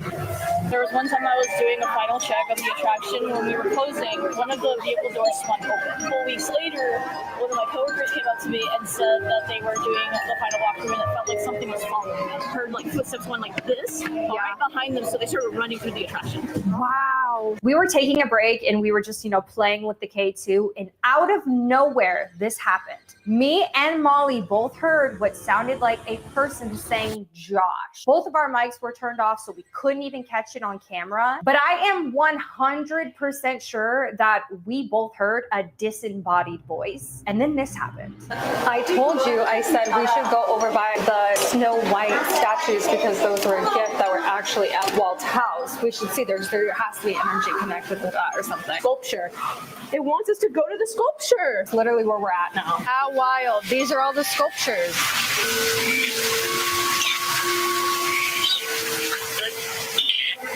What's going on right now? What the hell is that sound? What are they doing? It's singing. You were waiting. You wanted to show us the show. Did you want to show us this? Yes. They literally want. I just got chills. It's my favorite place. It's their favorite place. This is your favorite place. And they wanted to show us the show. It's about to begin. What's about to begin then? I assume a parade. It's a you'll see. Look who just came out. I always say there should be a statue of me. Told us that something was about to begin. Guess what was about to begin? This. This is why we weren't supposed to leave. This is what was about to begin, and the music's starting again. That's insane. They wanted us to experience this. They wanted to. That's crazy. I don't even. I'm sorry. Yeah, of course. Snow White just talked to us. Wow. Dude, that was awesome. This game. Society has always had a fascination with death and what lies beyond. And so it's no surprise that ghost trains and haunted houses are universally a popular attraction at any amusement park. But one of the most iconic haunted houses in the world, the Haunted Mansion in Disneyland, may come with a host of paranormal characters that aren't anything to do with animatronics or strategically placed panes of glass. Because both cast members and guests alike have claimed to have ghostly experiences with multiple different entities within the attraction.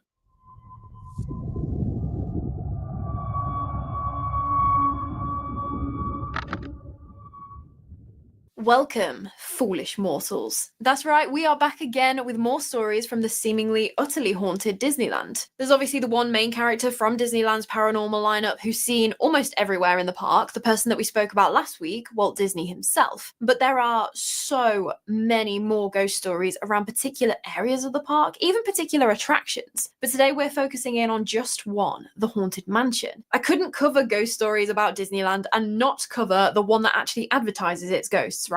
But the idea behind the Haunted Mansion began in 1951, when Walt Disney and his team were still putting together their ideas for what they wanted to include within Disneyland. Because Walt knew that you gotta have a haunted house, you can't not. But it wasn't until around 1957 when they started thinking about expanding Frontierland to include a new area, New Orleans Square. And within this area would be the Haunted Mansion. It took 5 more years to go through the design and ideation stage though, but they finally started building the exterior facade in 1962, which was completed the year after. And there was still a little back and forth about what was going to be inside the attraction. They still hadn't fully decided whether it was just going to be kind of like a walkthrough thing or an actual ride, like all of these decisions and logistics. So there were a lot of delays. They were also doing work on the New York World's Fair, which took priority over the Haunted Mansion. And so because of these delays, there were a lot of rumors about what was actually going on with this attraction. Guests had apparently been given pamphlets about this particular attraction opening in 1963, and still there was nothing. Like, hello, what's going on with this big mansion building that you've built and not opened yet? Unfortunately though, Walt Disney passed away in 1966 without ever fully realizing the idea that he'd had all the way back in 1951. But with the outer building already built, so guests were expecting something. And with the knowledge that Walt had always envisioned a haunted house attraction at Disneyland, they carried on reworking and fleshing out the attraction, settling on it becoming an actual ride using what they called doom buggies as the ride system, and eventually opening to the public on the 12th of August 1969. And luckily, it seems to have been worth the wait. It continues to be such a popular ride, but it isn't always the animatronic ghosts that creep out the guests, because the Haunted Mansion is, allegedly, actually haunted. Workers who were fitting out the inside of the ride would apparently often hear weird, disembodied voices coming from somewhere, although they could never find the source of these voices. It always kind of just sounded like it was in the room next to them, or like the next area. There was one particularly famous story of a sound designer who was working in the seance room, and he was just there doing whatever it was that he was doing when he started hearing the faint noise of conversations coming from the walls. Being relatively level-headed about the fact that he was literally working in an attraction centered around ghosts, his first thought was that someone must have walled up a transistor radio by accident, which makes sense. There probably would have been more than a few radios dotted about the place, playing music or whatever while the builders were working. So maybe, I don't know, someone just missed it and sealed it up into the wall without realizing that it was there. At this point, it wasn't a big deal. It wasn't going to hurt the overall attraction if there was a radio. It was going to run out of battery, being left continuously playing. It's all good. But even so, he kept on coming back to the seance room every day just to check, but he could still hear this hushed conversation. Couldn't make out what these disembodied voices were talking about, but they were clear enough that there was definitely something going on. And the theory of it being a transistor radio, well, that's becoming more and more unlikely. Obviously, the battery would not have lasted that long, but also there was never any music playing, never any ad breaks. He was obviously checking out the area around the seance room too, seeing if there was a particularly chatty work crew working just outside, but nope, there wasn't a soul around. These voices were coming from the walls. So there's only one thing for it to try and get to the bottom of this particular conundrum. A few days after he first started hearing the voices, he started poking holes in the wall, trying to find the radio or anything that might be emitting these sounds. But he found absolutely nothing, and still the voices continued. In the very definition of "I'm not paid enough for this," the guy fixed all the holes in the wall that he'd made and allegedly installed a speaker in that area of the seance room to drown out the noise of these voices. I just find that quite ironic that you would drown out the disembodied voices that don't have an explanation and install a speaker so that you can control the ghostly noises that guests hear. I don't know, I just thought that was quite funny. But that wasn't the only experience that apparently happened while the Haunted Mansion was being built. There was a story about a group of builders who were just working away when all of a sudden they noticed a man that they didn't recognize standing somewhere that he shouldn't have been. Assuming he must have been a guest or a cast member who had no business being in the construction site, one of the builders told him that "You can't be here, you need to leave." The intruder responded saying, "Oh, I'm sorry," before turning and walking away. The way he walked was directly over a huge, great big gaping hole in the floor. The builder watched, not really registering what he was seeing, as this figure of a man was floating basically mid-air. There was no floor underneath him before the figure just vanished. Okay, well now that just makes you feel bad. The ghost man just wanted to see what you were up to. He was clearly in no danger, as proven by walking over a hole in the floor and not falling through it, but I feel like that just makes the story so interesting, don't you? It wasn't this uber scary apparition with the glowing white light and the creepy ambience that makes you do your best Shaggy from Scooby-Doo impression of seeing a ghost. He just saw a normal guy who shouldn't have been back there. I don't know, I just find that a really interesting detail. But once the ride opened up, the ghost stories from both guests and cast members started coming thick and fast, and still continue to this day. And we're not just talking, oh, I got a bit creeped out on the ghost ride. Some of these are definitely a bit weird. Guests have reported being touched on the shoulders just as they pass into the entrance of the attraction. Thinking it's another member of their group trying to get their attention, they turn around, but there's absolutely no one there. But it seems like a lot of these stories center around the seance room, which seems to be quite an active hotspot within the haunted mansion. I mean, this was the area where that sound designer was hearing those disembodied voices, so it's kind of got a little bit of a reputation already. But a big thing that a lot of the guests seem to report is that if they know that they're alone in the attraction, at least the doom buggies in front of them and behind them are empty, because when you get in them at the loading area, you will know if there's any people in front of you or behind you. When they get to the seance room, they can see people sitting in these doom buggies that shouldn't be there. And a lot of the time, these mysterious riders appear to be a woman and her young son, who may be making an appearance later on in this story. But the guests that see these people in the doom buggies ahead or behind them, it would be easy to pass it off as, oh, well, maybe I didn't see them in the loading area. It happens. But then when it comes to unloading, they've disappeared again. And that's happened to cast members too. They'll be monitoring guests coming through to unloading and start calling out for the guests to exit their doom buggies. But when they look, there's no one in the doom buggies, no one at all anywhere around the unloading area. Weird. As you move through the seance room and into the grand ballroom though, there are some guests who claim to be grabbed by something unseen as they're passing through. But the thing about this area is that while it's reasonably well lit, there aren't many places for cast members or even guests to hide. And so it'd be next to impossible to jump out and grab guests riding by on the doom buggies, as to look at them, they're super tall, they've got sides that come all the way around. At the very least, you'd be seen if you did reach out and grab someone. And that's why a skeptical guest was left questioning what actually happened in the 80s when she was riding through, because she most definitely felt someone who she couldn't see grab her quite firmly on both of her shoulders in the ballroom. So I mean, you're going through the haunted mansion because you enjoy it. Maybe you like getting creeped out a little bit within a safe, controlled environment, but I guess there might be the chance to experience more than you signed up for when you hopped into your doom buggy, or maybe even afterwards too. Right at the end of the haunted mansion, there is a small figure of a phantom bride known as Little Leota, who calls out to you as you're exiting to hurry back and be sure to bring your death certificate. Okay, y'all, Kiki is live on her Capri channel. I'm fixing to drop the link. I'm going to go over there because I mod for her. I was like, girl, why didn't you tell me? Because I'm not doing nothing like, she's doing something that's actually something. I was just doing something for us to chill because nobody was live. So.